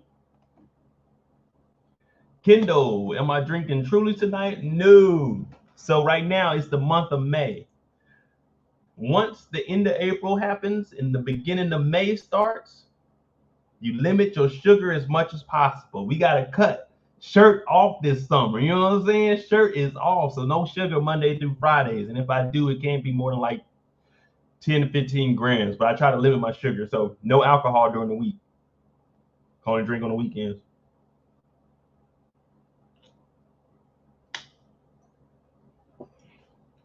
But yeah. Everyone's favorite attorney. Maryland, crooked ass you want to be, Mosby, allegedly. I did a little more research on her, and what I wanted to know is, you all remember she tapped into her 401k with her crooked ass. She tapped into her 401k and didn't get any taxes on it because she said she was going through what she would call a financial crisis, a financial struggle during the pandemic. But when I put two and two together, it didn't make any sense to me. You want to know why it didn't make any sense to me? Because you're a district attorney. And you know why? Being a district attorney, you wouldn't have went through any financial struggles because you didn't lose your job. You were a DA. You made the same salary. They didn't lay y'all off. They didn't cancel y'all. You stayed at home. You bought a webcam and you did everything via Zoom. So how could you be struggling when actually you're cutting back on your expenses because you're sitting at the house? You're not driving to work every day. You don't need to go buy new suits. You were sitting at the house. So how were you financially struggling when you already had a set salary? You didn't lose your job, and your husband was also already skimming money from everybody else. How were you financially struggling? I need you to answer that. I need answers. Now I'm not the prosecutors coming after you. Now I do feel if your ass bought $1 million worth of houses, you need to take your dumb ass to jail. You abused your position. Your husband abused his position. All this is allegedly, even though there's all kinds of records of it.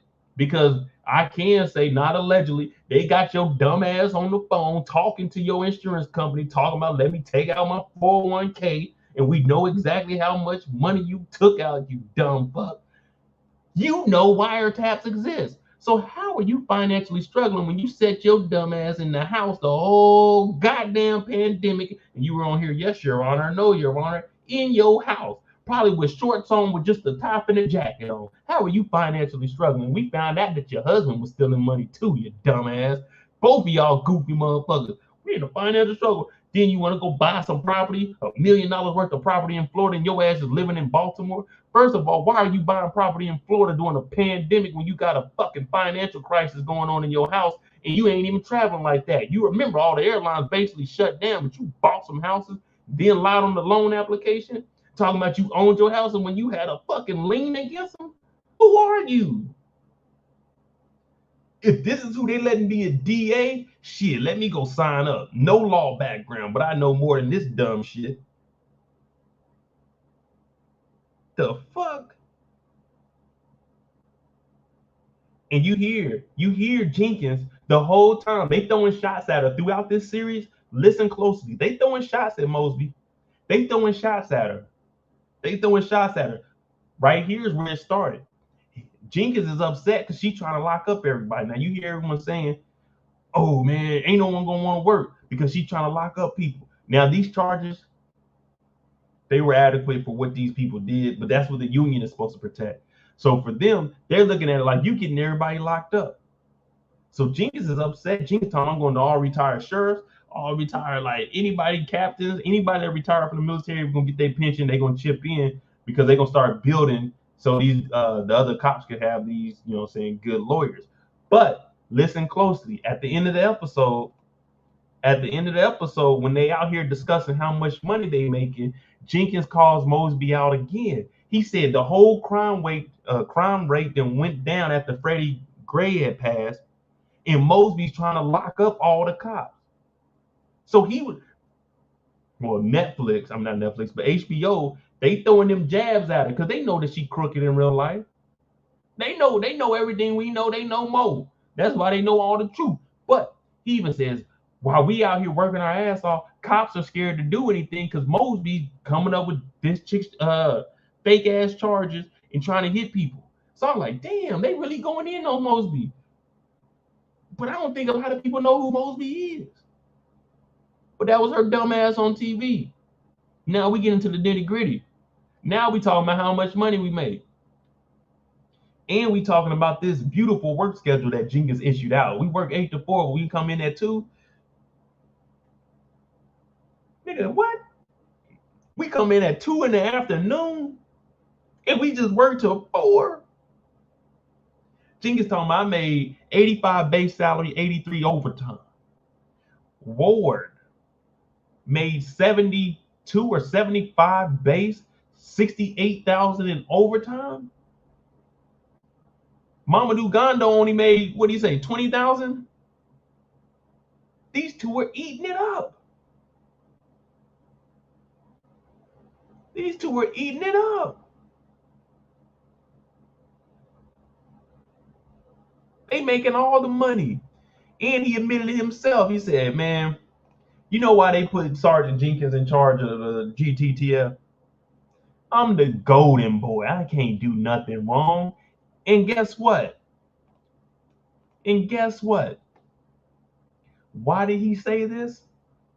Why did he say he can't do no wrong?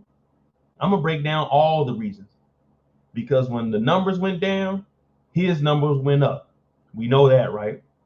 It makes the whole police department look good. But guess what?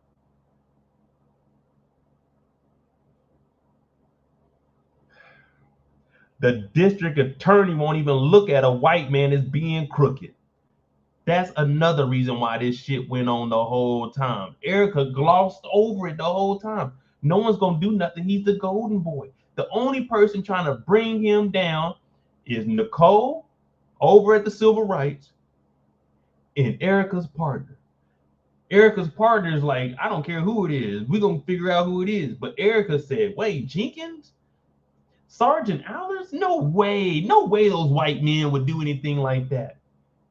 Because all they seen was a white guy, the golden child, the cowboy, the one bringing in people, the guy holding the line, the guy saving officers. Dog, this shit was in their face the whole time. And like I said, the low levels is always working for somebody. Even when it gets up to Jenkins. Now, Jenkins, they called him the head of the snake, but everybody knew what was going on. His lieutenants, the commissioner, everybody knew what was going on. The district attorneys, they knew what was going on, but they wasn't stopping shit. And that's when Nicole was trying to get the commissioners in trouble for, because the commissioner said, oh, this list was here before me, but then internal affairs and the DA don't want to do it because, you know what I'm saying, it just looks bad. But she's like, why ain't nothing changed? Why ain't you fixed it? The commissioner was letting this shit go on. As long as the numbers look good, that's all he had to report. What did the commissioner say? It's a murder. Sergeant Sean, his boss, told him, leave the murder as is and let the commissioner go and do a photo shoot. Let it be a photo op. The low-level niggas always work for somebody, and it always goes up to the top. Whether they're directly involved in it or letting it go, they know what's going on. The commissioner knew what was going on. But what did they do? Just like I tell everybody, your boss ain't never gonna cover for you. When it's time to get in trouble, your boss ain't never gonna cover for you. What they gonna tell you? My hands are tied here, and it's your ass by yourself. It's you by yourself. Why ain't Jenkins snitch on nobody? Because the only people he could snitch on were the niggas at the very top. And he can't snitch on them because then they can really make it bad on him. Now they gonna expose everything that he did. And he can't snitch on the lower level niggas because they didn't already snitch. You don't snitch down, you snitch up. And when you at the top, you can't snitch on them because it puts everything in jeopardy. But like I said, if y'all go back a couple hours, you'll know the feds ain't watching you. You no level. That's where you want to be, a no level nigga. You don't want to get in no levels that involve any illicit activities because your ass is going down. And you ain't got the money that they got at the top. You ain't got the power that they got at the top. That's why all you can do is fold, or you can hold it down and be a real nigga in jail. So think about it before you commit crimes. Think about it before you commit crimes. And that there is episode 4. We're going to go into some free time. We're going to go into some free time. Whatever y'all got, let your boy know. Let your boy know. Oh, yeah. Did y'all, where's it at?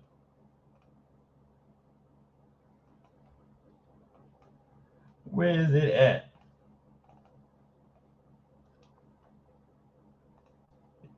Y'all really think that 20,000 was out there in the leaves? Y'all really think he dropped that 20 bands after he just admitted to stealing $63,000, $68,000 in overtime? You think he really threw 20,000 in cash outside? You really think he did that?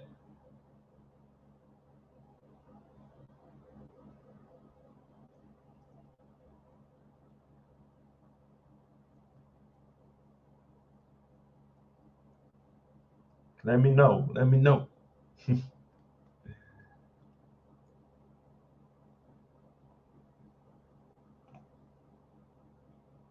Nick said the husband, Mosby's husband, didn't put the money back. Well, he can't give it back because, well, I did just see an article that just dropped today, maybe a couple hours ago. Let me see if I can bring it up. Marilyn Mosby.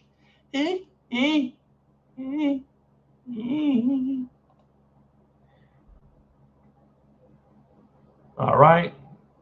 Tuesday, May 17th, Ethics Board. Chairman encouraged by Nick Mosby's promise to comply with findings. Now, if you don't know who Nick Mosby is, this is the crooked husband of the crooked wife, Marilyn Mosby.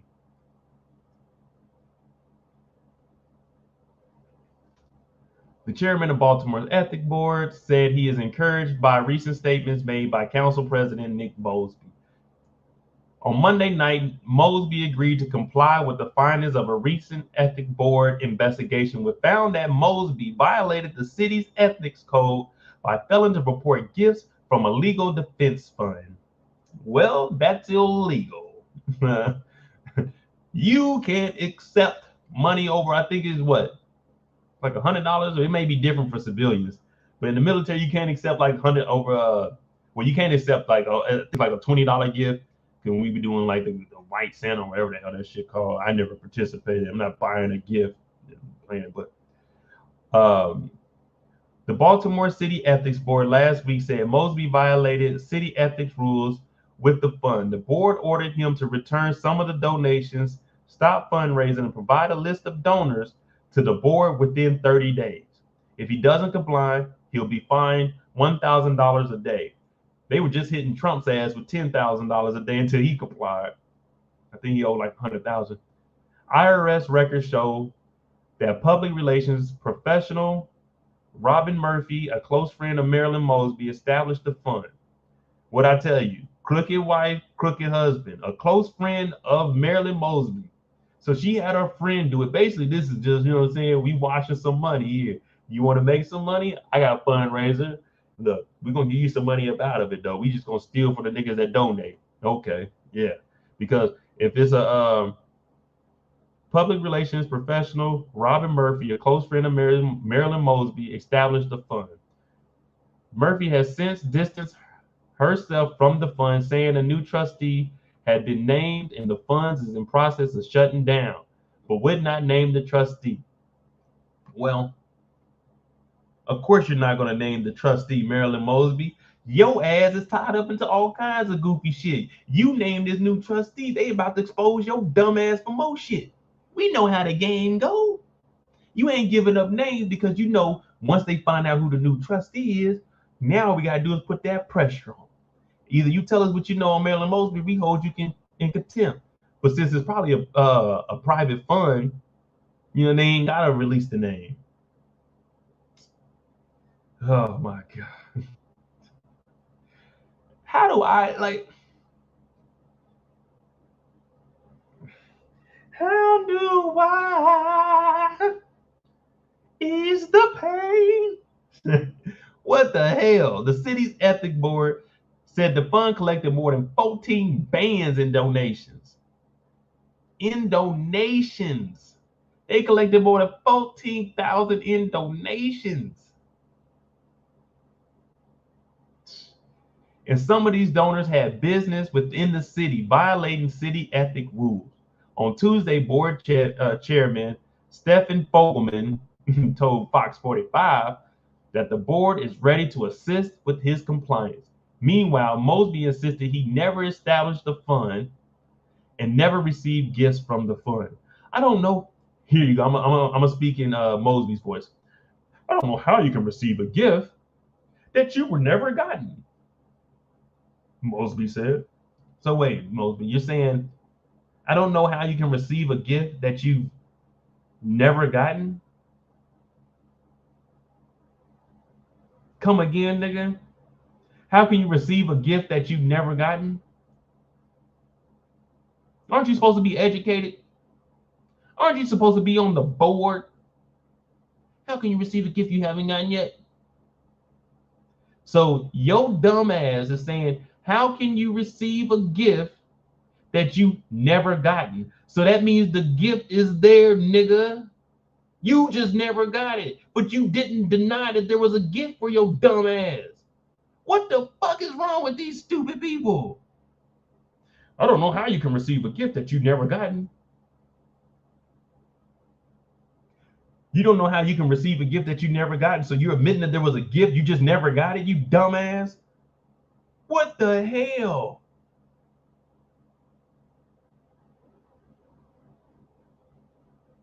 What the hell? Oh my God. And I'm just a regular nigga. I'm just a regular nigga. They gonna take that in court and say, you dumbass, you admitted that there was a gift. You just said you didn't start it. You never received the gift, but you knew that there was a gift. You knew that there was a gift. You should have said, I don't know anything about a gift. I've never received anything. But no, you just said, I don't know how I can receive a gift if I've never gotten it.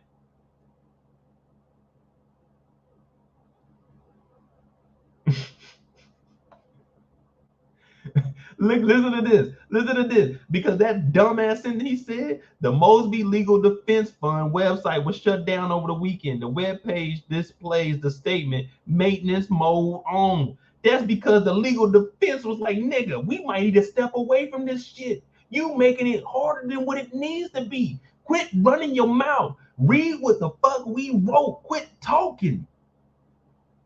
Yeah, they gonna shut down the legal defense page. Niggas is about to go on there and talk mad shit because you stupid. Shut the fuck up. What do you buy a legal defense team for? So they can legally defend you. You don't say anything. They talk to the lawyer. You don't say shit to the media. People, never, ever talk to the media. Never talk to the cops without your lawyer. The defense team is probably thinking, bruh, your wife is caught up in shit. You caught up in shit and you're just talking. What the hell?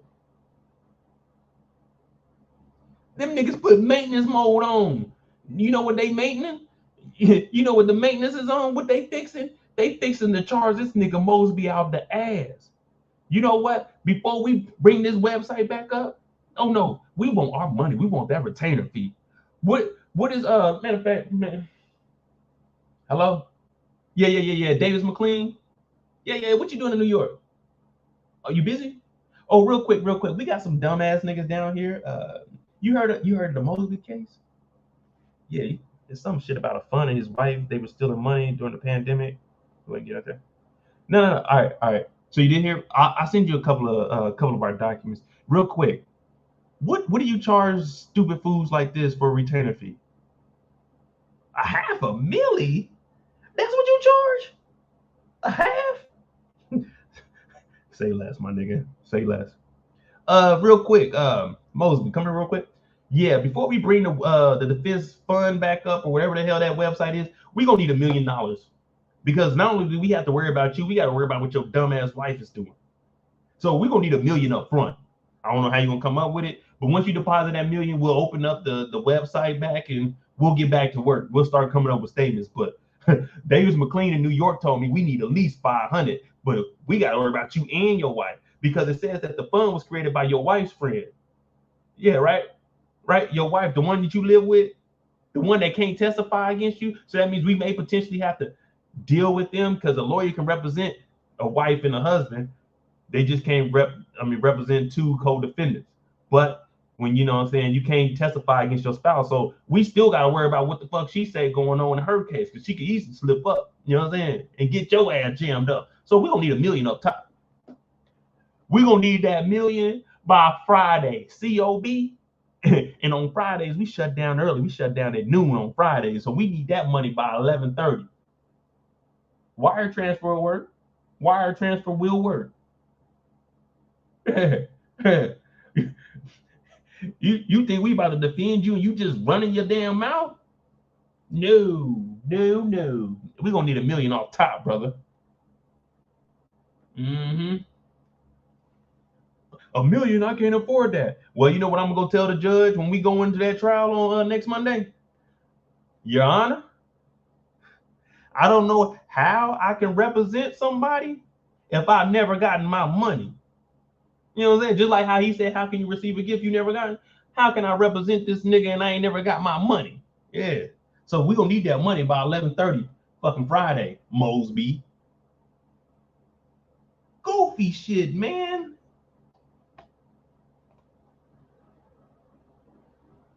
Let's keep going, Mosby. 6 members of the Baltimore City Council wrote a letter to Nick Mosby on Saturday asking that he comply with the ethics board's ruling. Baltimore Mayor Brandon Scott issued a statement on Friday calling the ruling a sad day for Baltimore. Nick Mosby, the only time anyone ever says it's a bad day for the city is if there is a killing, like a death of somebody big, or an unarmed person. That right there is a sad day for the city. The mayor does some crooked shit. The governor does some crooked shit. There's a terrorist event, a natural disaster. Those are sad days for Baltimore. Nigga, you are on the board. You just eclipsed all of that and made it a sad day in Baltimore. They bringing the book to your ass. There's no escaping this. The mayor is backing them. 6 people wrote you. All of these people have power. They're going to use that in court against you. The mayor said it's a bad day. Niggas on the ethics board said, hey, bro, please comply. They on your ass. Everyone in turn they back on you now. It ain't no escape of this. There's no escaping. Do you know how serious something has to be for the mayor to say it's a sad day in the city? The cops have to brutally whoop on somebody's ass, a natural disaster, something. This nigga's stealing money. And they said it's a sad day in Baltimore. They didn't even say it was a sad day in Baltimore when Wayne Jenkins got locked up. They said it's crooked cops. They said it's a sad day in the city when your ass got caught. You see how they treat niggas compared to them white folk when they do the ruthless and reckless shit? You can't fuck up. You work that hard to get that position, to get that education, to throw it all away for greed. Who did you and your wife think y'all was better than? We don't care how much money people make. All we want to do is see black people be successful. Nigga, you a DA. You on the ethics board. You making more money than everyone. All the black people I know in the city making less than the Mosby family. We looking at y'all like, oh, power couple. $250,000 a year, they made it. We did it. And then I found out that y'all niggas was black. And I said, what the fuck? Y'all just set us all the way back. Nigga, it's a sad day in Baltimore. Nigga, Baltimore is a black city and it's sad because of your black ass. What the fuck? Come on, man. We all done stupid stuff in our life, but this is just to another level. You got 8 people with 6 members of the board that you worked with. You gotta be fucking up for 6 co-workers to write you and beg you to do something. You have to be doing nothing or tearing up shit for 6 co-workers. I can't even name 6 co-workers that I even like was cool enough with that they would write me and say, hey, Mo, you need to do this, you need to get right. Dog, if they're writing you letters and begging you to do right, dog, you bringing all kinds of unwanted attention to the whole board now. Bruh, you just ruined yourself, your wife, and I don't want to hear none of this. Oh, well, we changed now. No, nigga, we not trusting the Mosby. Hell no, we won't trust. Hell no, we won't trust. That's what we gonna say every time y'all speak. Anytime the Mosby grabs a microphone, we will not trust them. Listen, 6 members wrote this nigga, said, please, bro, comply. The other 8 members of the city council, some of them close allies of Nick Mosby, remained silent. Remain silent. Listen, Listen carefully. Your friends are not your friends. What did I tell you about Wayne Jenkins? He couldn't snitch on nobody because the top, they ain't gonna look out for you when it all crumbles. These 6 members right here probably had nothing to do with nothing. These 8 other members that are close, they not sticking up for your dumb ass now because now they gonna be looked at. If I come forward and say Nick Mosby was a good guy, investigation, look into this nigga, see if he's doing anything silly. He's standing up for Nick. And it's not like Nick is wrongfully accused here. It's not like he's wrongfully accused here. All the fingers are pointing at you. All of them. All of them are pointing at you. And why is that? Why is that? Because 6 members wrote you and begged for you to comply.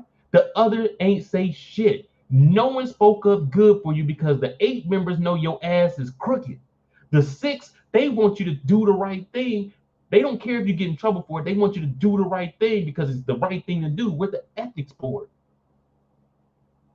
Dog, why would you do all of this in life and get to this level to throw it all away for some fucking money? And it ain't even life-changing money.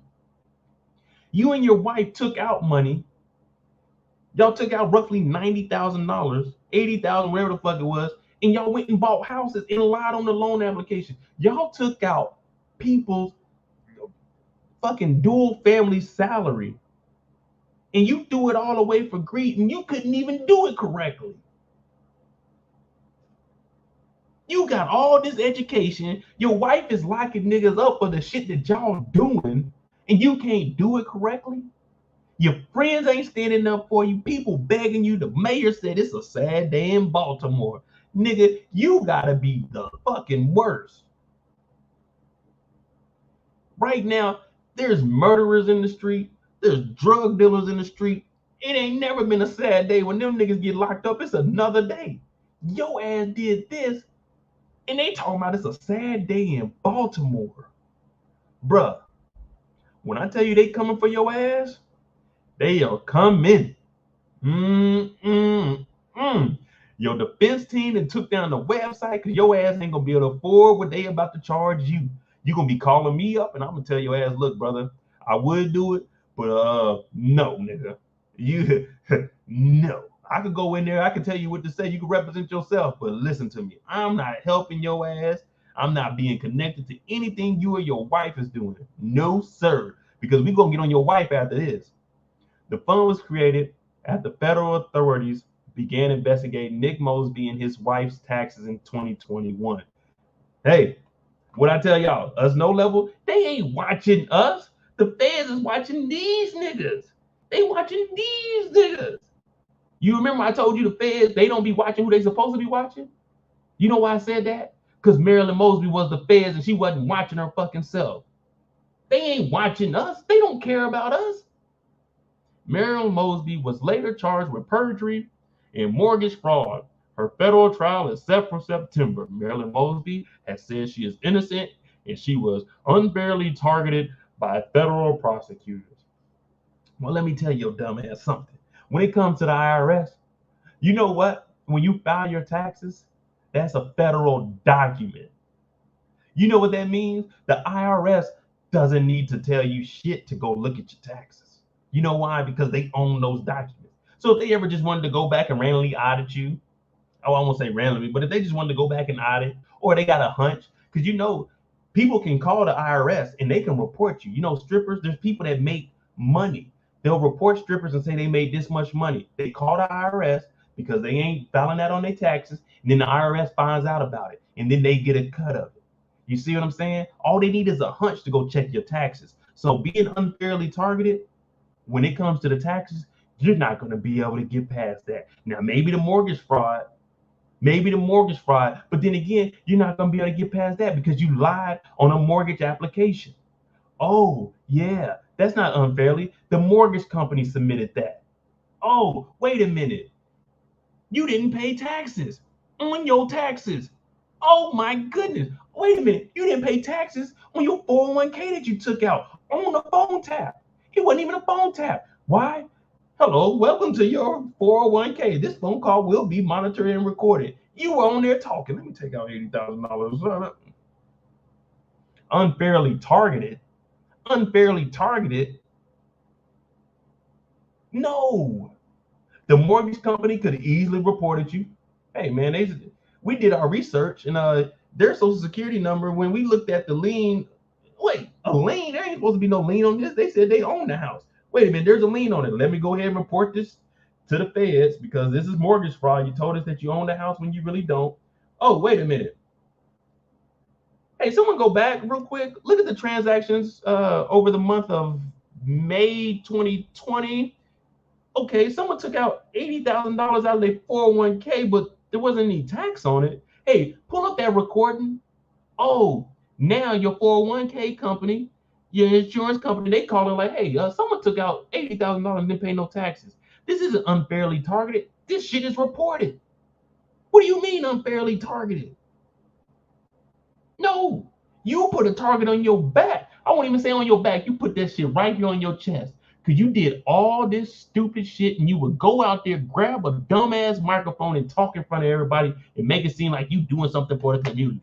We need to get these crooked cops off the streets. It is better for us. Maryland, you need to go look in the mirror and say, instead of saying cops, you need to say I. We need to get I off of this street. All of the crooked eyes out there. Yeah, you and your husband.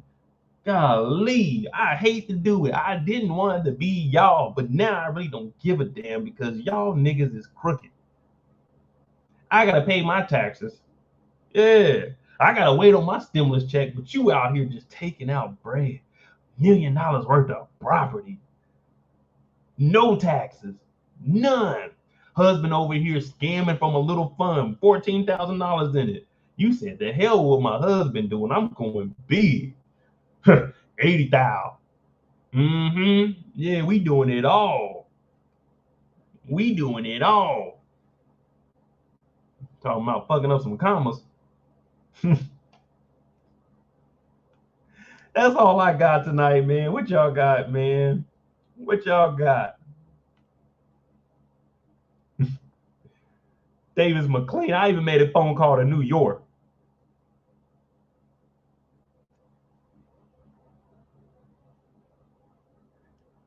We had 3 hours already. Yeah, that was a good one though. We had a good evening tonight though, y'all. My voice is almost gone, bro.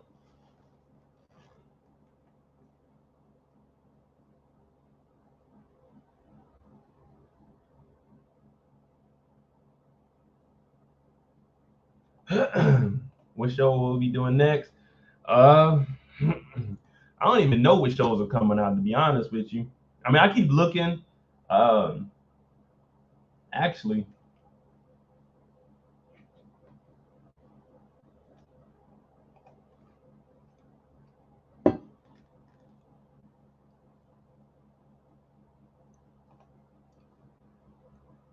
oh man, I could have continued to go in on you. Her defense team talking about prosecutors disagree on pretrial schedule. Hell no, 5 months, get your ass prepared.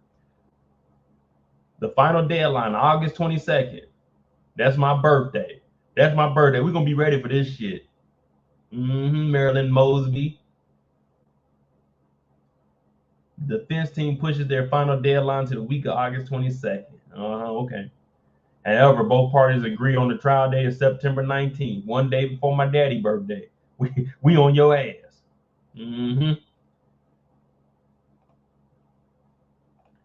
Kobe said the Shy season is coming up soon. When is the Shy's release date?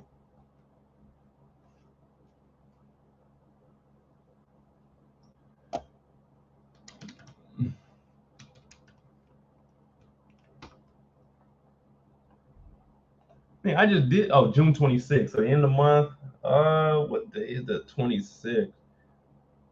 So I'll be out the country. Let me see. June 26th is that Sunday. So I'll do that first one, and then I'll be out the country that Thursday. So June 30th, I'll be gone.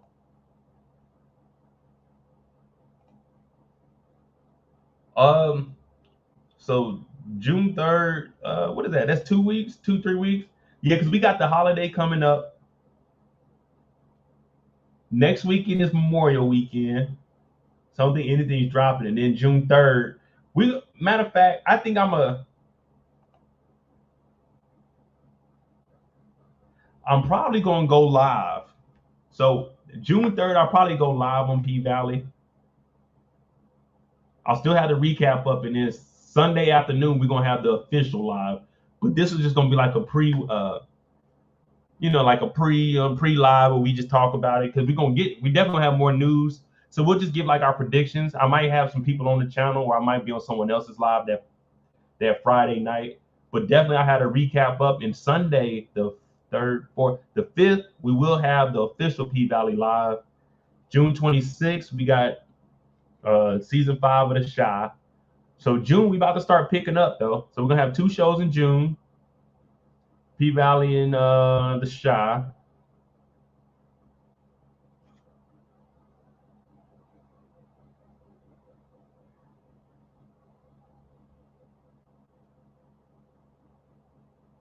Rumors saying Your Honor season 2.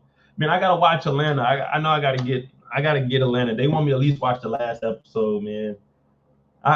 Look, I'm gonna get it. I'm gonna get it. I might start a Discord so we can actually just watch certain shows together. So if I get a Discord, I mean, I don't really know much about it, but Discord, I can, we can watch shows actually together. So if I get the Discord up and working, I'll send y'all that link. I ain't gonna charge y'all, not the first month. The first month we just gonna do a test, and then after that, just be $1. But we're gonna have our shows and stuff on there, and then I can watch it live with y'all. We can act a damn fool. We can do everything we need to do. You know what I mean?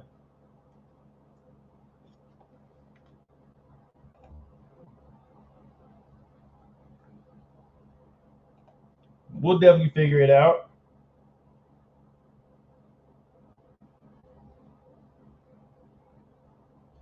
I just got to get back right. I just got to get back right.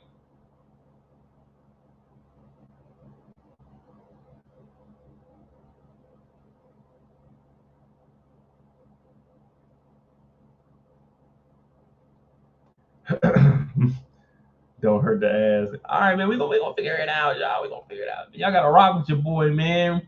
I just be busy.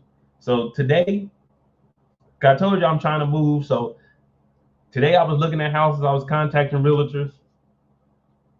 I'll probably be going out to Vegas the first week. Well, after the 3rd. So we ain't gonna miss the show, y'all. We good. But I'll be out in Vegas. I'll be looking at 3 houses. We're gonna see about those, and then August 1st I'll be moving. So I'll be back because it's just gonna be like 2 or 3 days out there. Y'all want to, you know what I'm saying? My name is Moedotj. We don't ask for donations around here, but they are deeply appreciated. Cashapp is at the bottom of the screen, Moedotj. So if y'all want to send me some money to go to Vegas and see if I can come back with something, you know what I'm saying? Let me know. Let me know.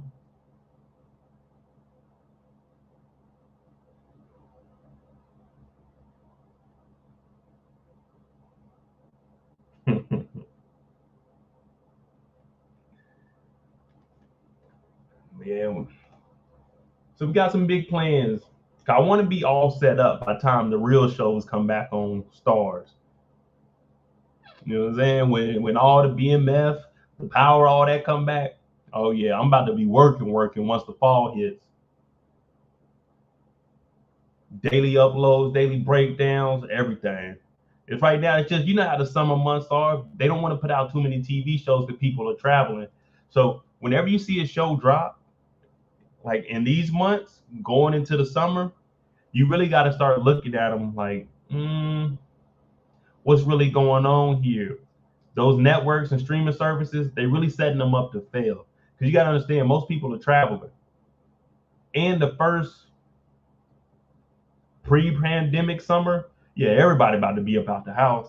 So it's kind of, if you want to drop your seasons, saying in the fall and then in the winter. So around September, all the way around to about April, because more people gonna be in the house, they're gonna be more inclined to do things, especially with sports going on. No sports, everybody outside.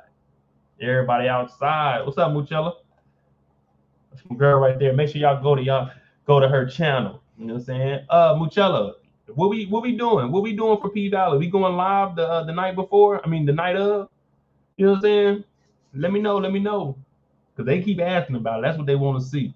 So you want to do a live or something? Me and Muchella might come up with a live or something that Friday. I know she be watching. Y'all think I be working? Muchella be watching.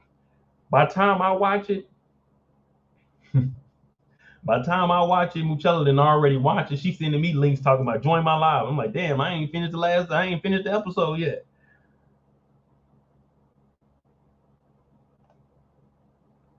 Mo, you're gonna be like Ellers and Jenkins with the money. Oh no, no. If anything, I'll be like Ward with the money. I'm gonna just throw the money away. You know what I'm saying? I'm gonna put it in the bushes or something. You know what I'm saying? I donate all my money. Yeah. I do donate $200 a month to breast cancer to Susan B. That's facts. $200 a month. I know it ain't a lot, but it's $200. That's just something that I do donate to. I used to do the race for the cures with my mom. We used to be out there. My mom be out there running. I was a kid, like, damn, I can't keep up with this. But I used to go to all the race for the cures.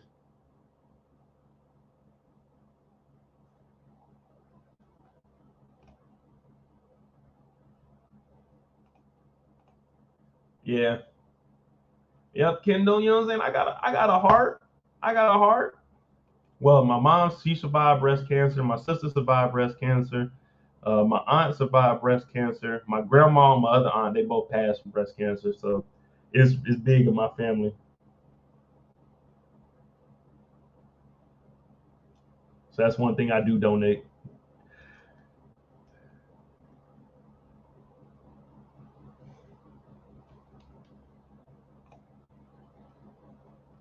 I know Mosby ain't donating no money though.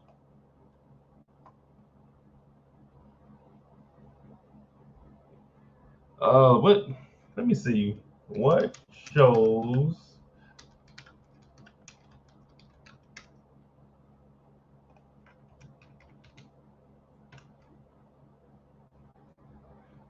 Keeping Up with the Kardashians is back on, y'all. I don't know what the hell them fools be doing. Let me not say that before Kim get my shit taken down. Hey Kim, man, I'm just saying though. Ronnie, Bobby, Ricky, and Mike, Chloe. What's the other two? Chloe, Kim, and yeah, them things. Nah, I don't know them motherfuckers. Every new and returning 2022 TV premiere to know about. Let's see if they got any black shows to know about. Margie said she got two cousins. They survived, two aunts and a cousin who survived cancer. Yeah. Yeah, I mean, I got a heart. Y'all know I just be joking around on here, but I keep it real. You know what I'm saying?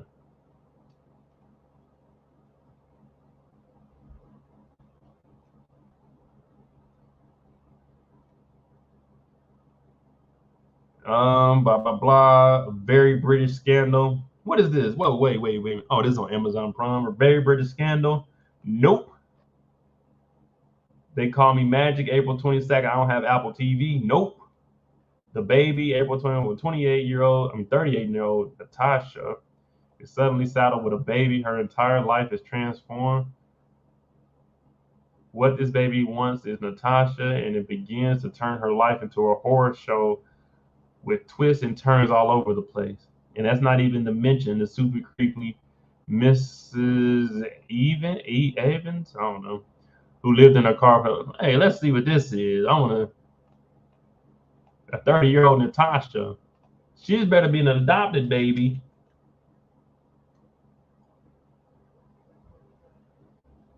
Trailer of the dark comedy Natasha. Black girl nerds. Let me see what they got to say.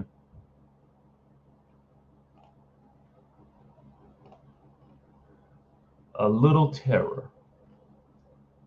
See, y'all was talking about me when I said when we were watching the Ozarks, and I was talking about me and me and Ruth getting together and having baby Zeke, but walking around with a white baby. Look, this is called the baby. She's black and she has a white child, and they said this is horror, a horror comedy. Yeah, you walk around with that white baby, people be looking at you like, Excuse me, what are you doing? Oh, this is my kid. No, sir, give me that baby. The baby is like a devil. Oh, well, that makes sense. Hey, go back. Go back to January. I have a rant where I told you 30% of babies born are the devil. And y'all laughed at me. And now they made a show called The Baby. Nope. I done did it again. Future, thank you for putting me in the future in the past, if you get what I'm saying. Yeah. Damn, I'm good. I really need to stop it. The Man Who Fell to Earth.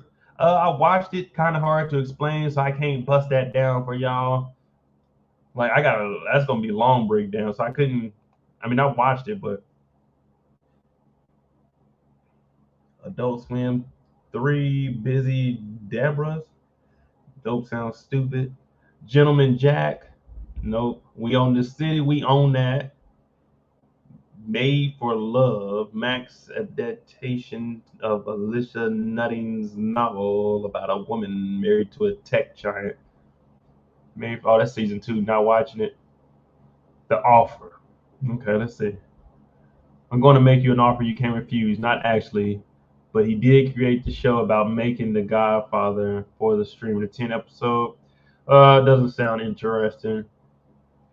Under the Banner, Dr. Glock was telling us about this. Under the Banner of Heaven. Tick, tick, boom. I don't know. I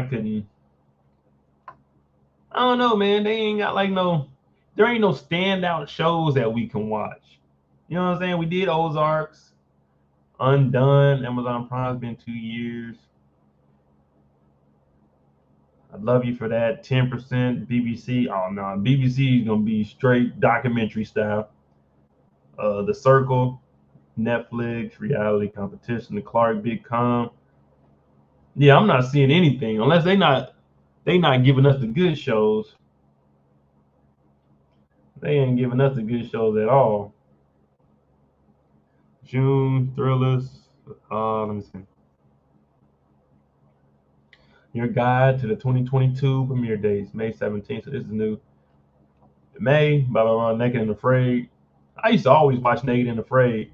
That and Man vs. Wild. I don't know. I always had a eerie feeling that I would get stuck in the woods or something, and I need to learn how to survive. May 17th, Black Gold. That's talking about oil. Little People, Big World. Wayne Jenkins would have a good time watching this.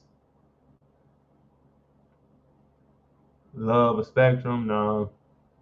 Dragon Rescue Riders, Heroes of no. What the hell is this? Yeah, man, I'm not really seeing anything.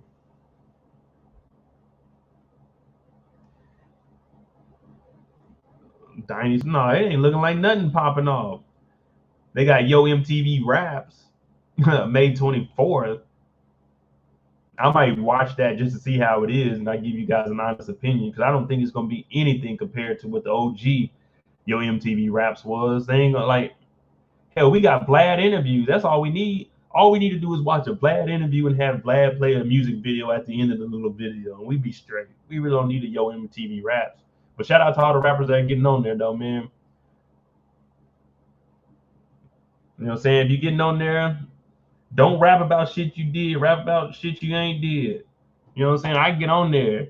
Mo, I done moved 100 keys. I be doing this thing. Yeah, you know, I can get on there. I can rap about all kinds of dope. And I don't do it. I'm a no level nigga.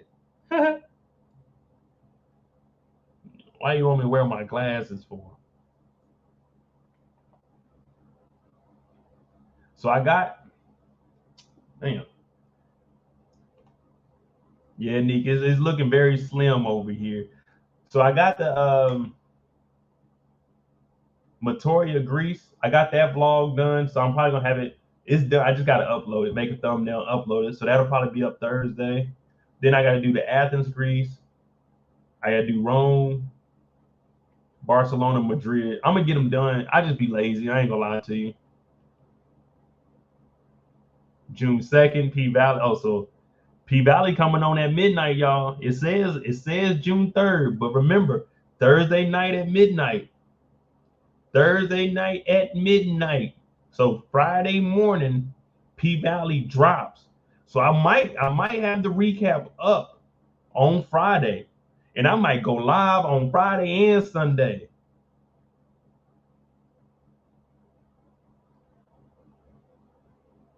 Now I was squinting because like the words are small, and I be trying to read like. So what y'all see right here, like this is like all of this is behind the screen right here. And then when I'm looking over there, like the microphone, so that's why you'll see me move the mic so I can read that thing. But yeah, oh, The Boys season premiere come on June 3rd. But I just don't like having it on because when I look at the screen, you see the reflection. So that's why I like look down. But yeah, so P Valley, I don't know. Y'all know, hey, it's a new season. I might have to have my recap out Friday. We might have to be one of the first people with that. We might have to be one of the first people with that recap, yeah. Hey, yeah. And we have a live on Friday. Yeah. Matter of fact, I'm about to go get with the TV commission. The TV commission. Yeah. Hey, Avengers Assemble. We about to have a live. We're gonna have a group live on Friday, maybe, and then on Sunday I have a live where I actually go in depth. We break it down and we act a fool. Now Sundays is when I'm gonna bring that money. You know what I'm saying? Sundays I'm gonna bring the money out. That Friday, that first take on it, like, oh, okay, is the season going up? Is the season going down? I might come. Oh yeah. Matter of fact, Mooch, you in here? Mooch, if you're in here, please write me tonight. We need to come up with something. Get Brillo. Pretty Girl Love Track Content, you in here? We need to link up Friday, June 3rd for a live. That's what we're gonna do. We're gonna get the male perspective, we're gonna get the woman perspective, and we're gonna see if season 2 is what we've been expecting for 2 years. And then Sunday, I'm gonna get in the nitty-gritty. Because there's gonna be some things that I ain't see on the first take. And you know I gotta watch the episode twice, and I'm gonna find and point out everything that needs to happen. Because guess what? In P Valley, that P stands for popping, yeah, and whooping ass. Every episode of P Valley, someone getting their ass whooped. Now, if you hear anybody on any other channel talk about who needs their ass whooped, someone needs to get beat up, they heard that from me because that's me. I said every episode someone needs their ass whooped, and I'm gonna point it out to y'all. The live will be the same time, Kendall, 9 p.m. Eastern, if we do it. And if they don't have time to do it, I will do it. I will do it. And I will come up with, ooh, say less. We got the who needed their ass whooped breakdown. Every week, I'm going to make a video specifically for them where I actually go into detail.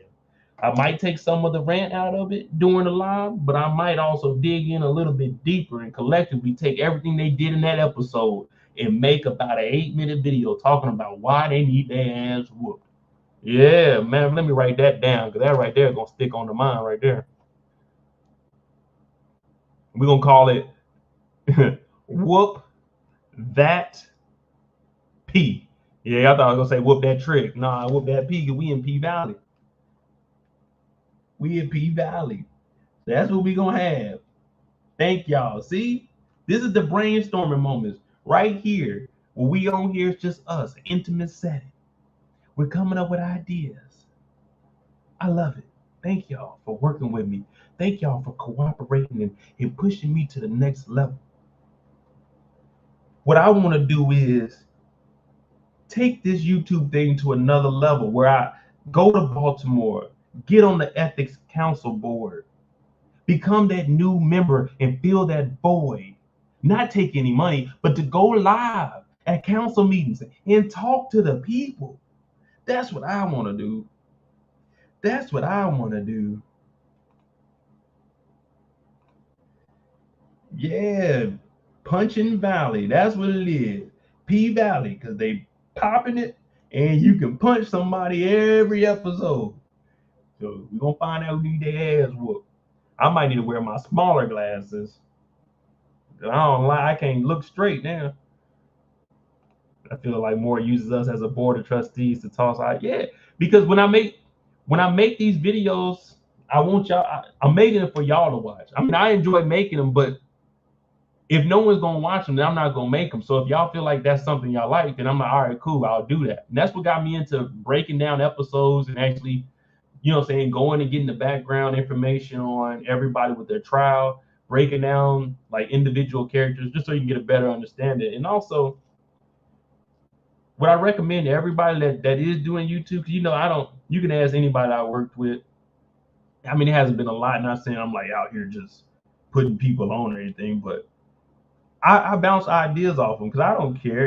It's enough money for everybody out here. If this is what you want to do, but the way society is now, we have such short attention span. Every single day we want something. Every single day we get up. For us, YouTube is our news. When we get up, you go to work, you look at YouTube. Hell, when I wake up in the morning, I watch sports talk in the morning with Shannon and all them because I want to see something new every single day. So that's why I at least try to upload the rants if I don't have something coming, because you want to get on there. It's like, man, if I'm gonna subscribe to somebody's YouTube, I want to see at least a video every other day or something. You know what I'm saying? It's just we consume content so fast now. That's why I tell everybody, man, if I got an idea and I'm on someone else's channel, I'm gonna tell them, hey, do this. This is what I would do. I don't care. I mean, if people take my ideas, who cares? I mean, it is what it is. I'm still gonna do it the way I want to do it. So, I mean, that's just how I look at it. So, I'm never get mad. You won't never hear me call nobody a hater on no other channel. I don't care. If you don't rock with me, you don't rock with me. But if I got something that's gonna help you out, hey, let's get it. That's why I was saying, Mooch, you in here, pretty girl. Hey, pretty girl, love trap content. If you in here, we can get together. You know? That's all it is. Like I show Brillo love. I ain't no Brillo. I just seen he did content. I said, shit, this brother seemed cool. Hey man, what you be doing? Hey, do this. Try to do this. Not saying I recommend anything for him. All his shows that he's coming up with, the big facts or hell no, the turning the water off, all that shit's him off his head. So I like that. I like when I see people making content.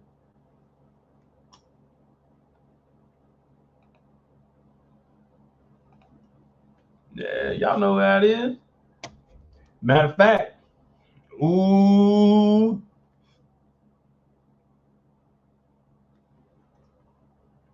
Yep, I got something for y'all.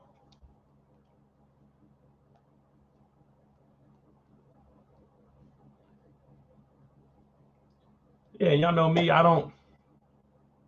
Other people might charge, you know what I'm saying, to come in. I'm not that big.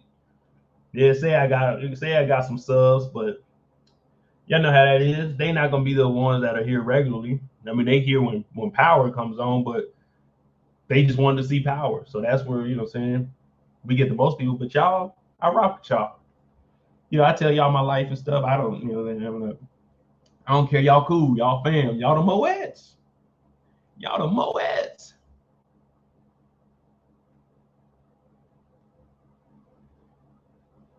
A little bit of informative. Now, my vlogs, these vlogs that I got coming out, because I told y'all I'm putting together a travel channel also, which I'll put all of my like vlogs and all stuff on there. But the ones that I'm putting out now for my little 2 weeks in Europe, all of these are more, you know, saying informal.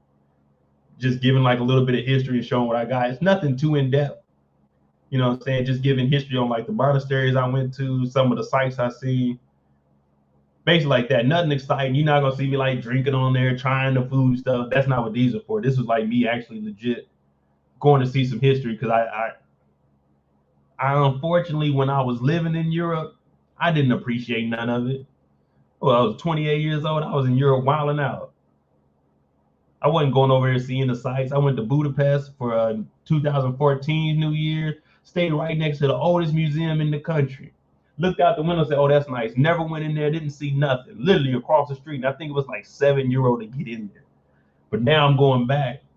I won't say I'm wasting trips, but I feel like, you know what I'm saying, I'm flying over there and now I'm going to see the stuff I could have seen when I was getting paid to do it. But it is what it is. But for me, it's just like, I don't know, it's just like little knowledge like that. I might be up reading. What was I after I finished the Materia vlog? I stood up and read about the monasteries for like an hour. A lot of stuff I don't remember, but shit, I be on here. I be going to I be going to how to pronunciate names. Pronunciate. How to pronounce names. Pronunciate. What the hell is that word? I be going on like YouTube how to pronounce names. Shit, I'm like, okay. That's how you say that name? Okay. That should just be cool to me, man. I love watching the History Channel. Y'all know, hey, if y'all get a chance, watch American Greed. Y'all gonna be like, damn, Mo, this is what you be watching? Yep.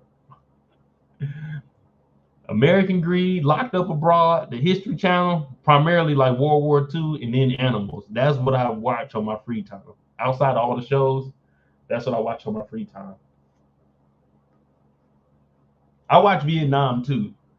So I want to go, I think in September I'm gonna go to Japan, but I want to go to Vietnam to see where they had my dad when he was over there, when he was stationed there. So that like for me, that's something cool. See what my pops is doing. Of course, hopefully it ain't the same thing over there. I have to pick up a chopper and get to work, but you know how it is.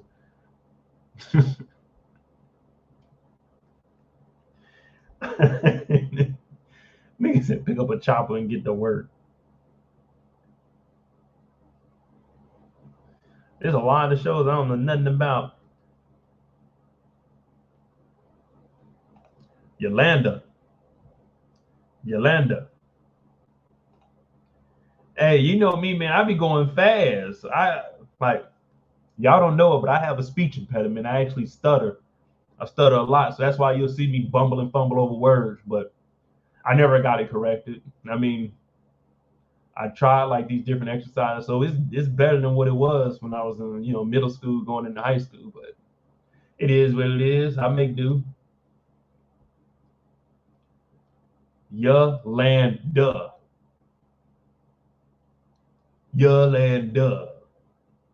See, now it's the hard land. Yolanda.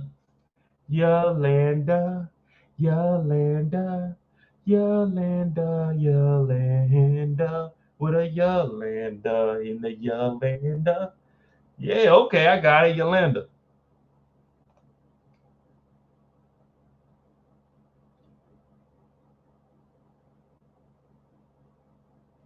Oh yeah, it used to be horrible when I was in school. Yeah, I got bounced back. But I think some of it came from when I was a kid and I got in my wreck. Like at that point, that's where a lot of things changed in my life, especially being in the hospital for a couple months and not really talking for a year. So, well, it is what it is. I don't use it as as a disability. I just bounce back, keep it moving. But thank y'all for rocking with me too. You know what I'm saying? Mozzie says she stutters too. Oh,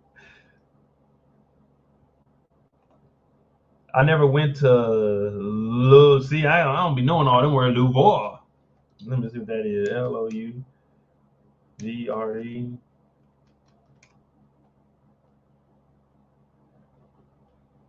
Oh yeah, I've been there.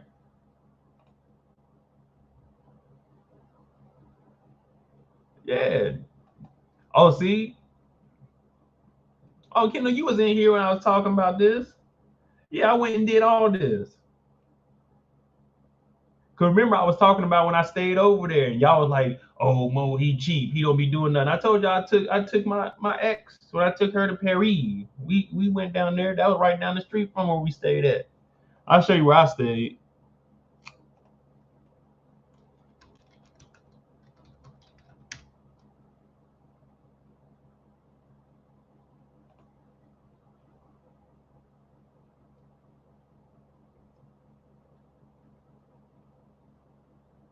Yeah, this is actually no, this ain't the room I stayed in. I stayed like a couple of floors higher than this, but Pullman in Paris, when you go on your balcony, you can legit see the Eiffel Tower right there. I even got if I go in the closet, I got like the ticket from when I walked up the Eiffel Tower because it was only one elevator working, so I actually walked it. But yeah, this is where I stayed at here, and this is the first place that I seen when you book your room. They give you a bottle of champagne. They give you a tablet. This is back in 2014. Yeah, this was August of 2014, my first time going to Paris. So when you go here, you get a bottle of champagne. This is the first time that I ever seen they gave you a tablet, and the tablet controlled the TV. And so I said, damn, this shit is tight as hell. Yeah, I've been over here. Real nice place. Wait a minute, I didn't have this. Oh, this is on the ground floor.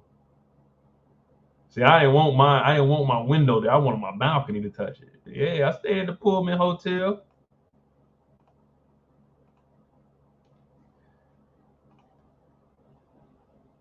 Bro. Oh, let me see something. I might have something in the. Yeah, you know, when I got that special someone, I go all out. I go all out. Yeah.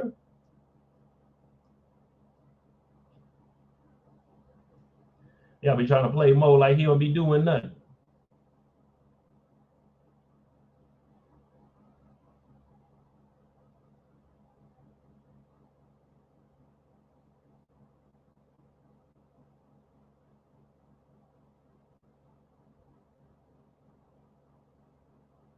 Oh shit, I ain't got it. I can't find it.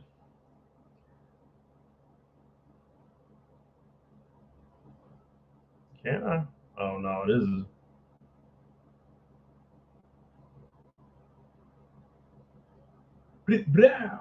Yeah, man, good times, good times.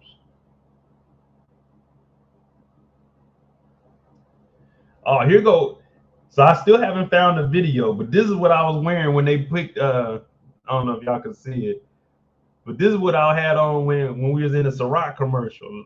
This is a screenshot. Well, this is the actual picture from the night that we went there. When I was in the Ciroc commercial over in London. Man, I don't know if y'all can see that thing. I gotta find a video for y'all though. Y'all be thinking I'm playing. I be for real though.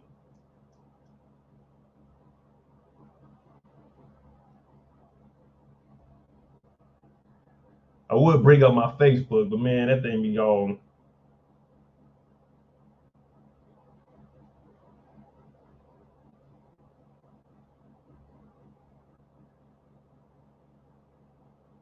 That thing's on my old MacBook or something, man. I don't know.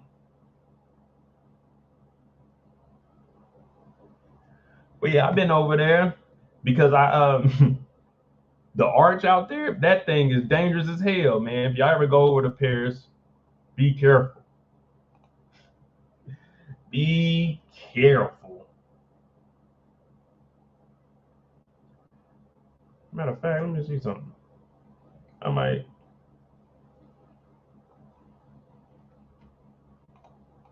Jenkins warned you that drink is too fancy. Hey, what I tell y'all? What I tell y'all? If I was out there working, I'd be in all Baltimore Police Department. Everything that's free, oh, I'm wearing it.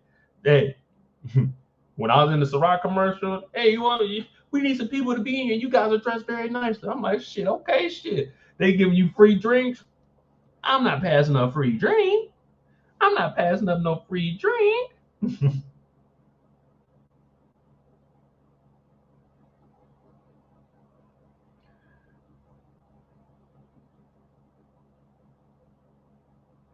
Oh shit. Matter of fact, hold on.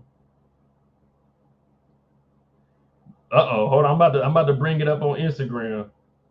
March 2nd, 2019. Well, that's when I reposted it. I knew I had it somewhere. Hey, make sure y'all follow me on Instagram too, Moedotj. Same thing on everything. You know what I'm saying? I was at the Olympic Stadium there, but hold on. Here we go, right here. I had to get it out of my archive. I knew I had it saved somewhere. And you see this? You see it? Cafe de Paris. You know what I'm saying? We was over there getting ready to go in there. See, most gentlemen, they don't dress up when they go out. And my dog Mac was like, hey man, let's wear bow ties. I said, a bow tie? I said, all right, let me go buy one. We went out there. You know what I'm saying? Ciroc, ultra premium vodka. Now all I gotta do is find the UK damn commercial. That's gonna be the hard part. Yeah, I told y'all I don't be talking. I really be. If I said I did it, I did it. I'm not gonna lie to y'all.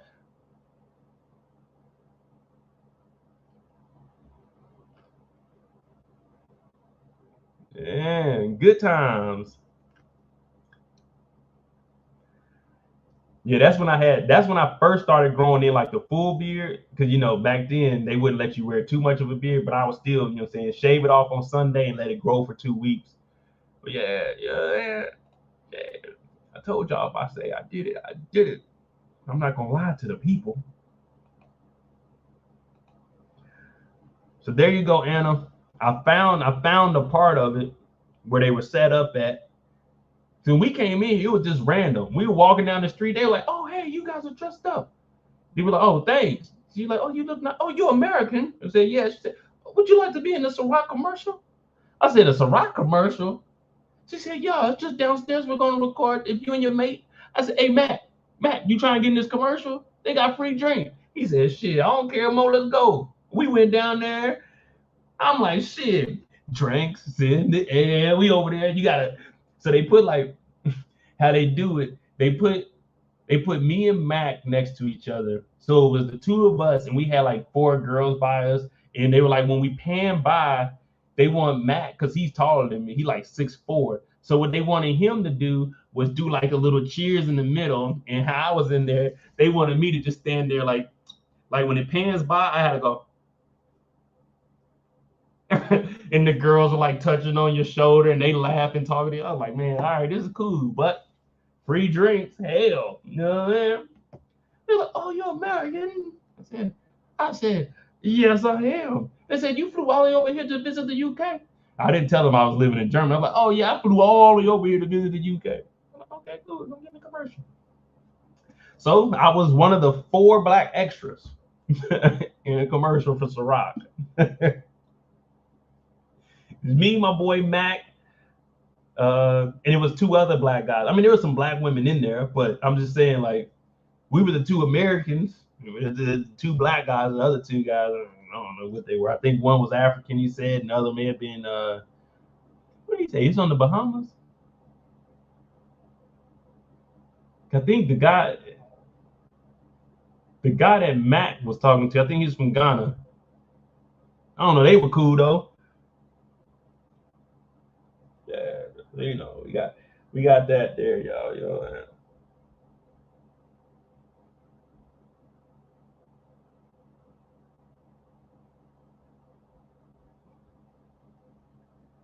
good times, man. Good times.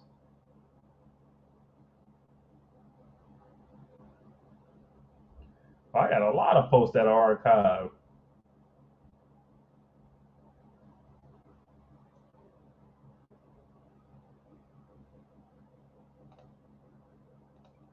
What you mean with the collar? My collar is down over the bow tie. I'm not about to have that thing popped up like you. I ain't gonna lie, I was clean as hell that night. And I threw that fit together. But it ain't no way I'm wearing a sweater that big no more. That sweater too long. That sweater need to come up a little bit, like right around the belt. That thing a little too long. But shit, when you ain't got nothing, hey bro, I'm going to the store real quick. But we made it happen though. Mm-hmm. Oh, it was some good times. Good times. Oh, this was in London too. Told you I be dressing up a little bit. I be dressing up a little bit. I had the curls back then. All these in the archive, you know what I'm saying? Had the big boy diamonds, you know what I mean? I'm gonna bring them out this summer. The big boy diamonds. Oh yeah, good times. Camera quality was trash. Damn. Oh man, I miss traveling. But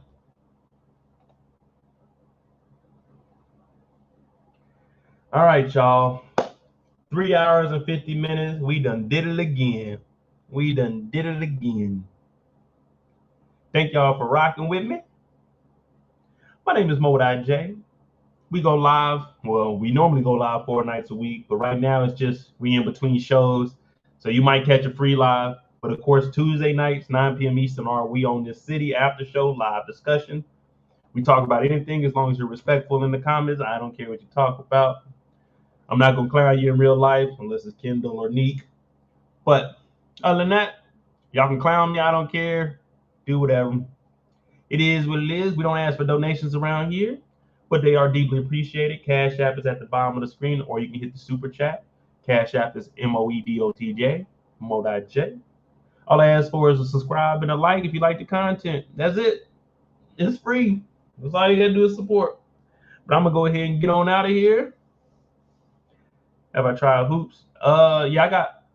If you watch, go back a couple of them. I got I wear like my black hoops. I got 2 black and silver ones, and I got some gold ones I wear. I usually only wear my hoops just like throughout the week.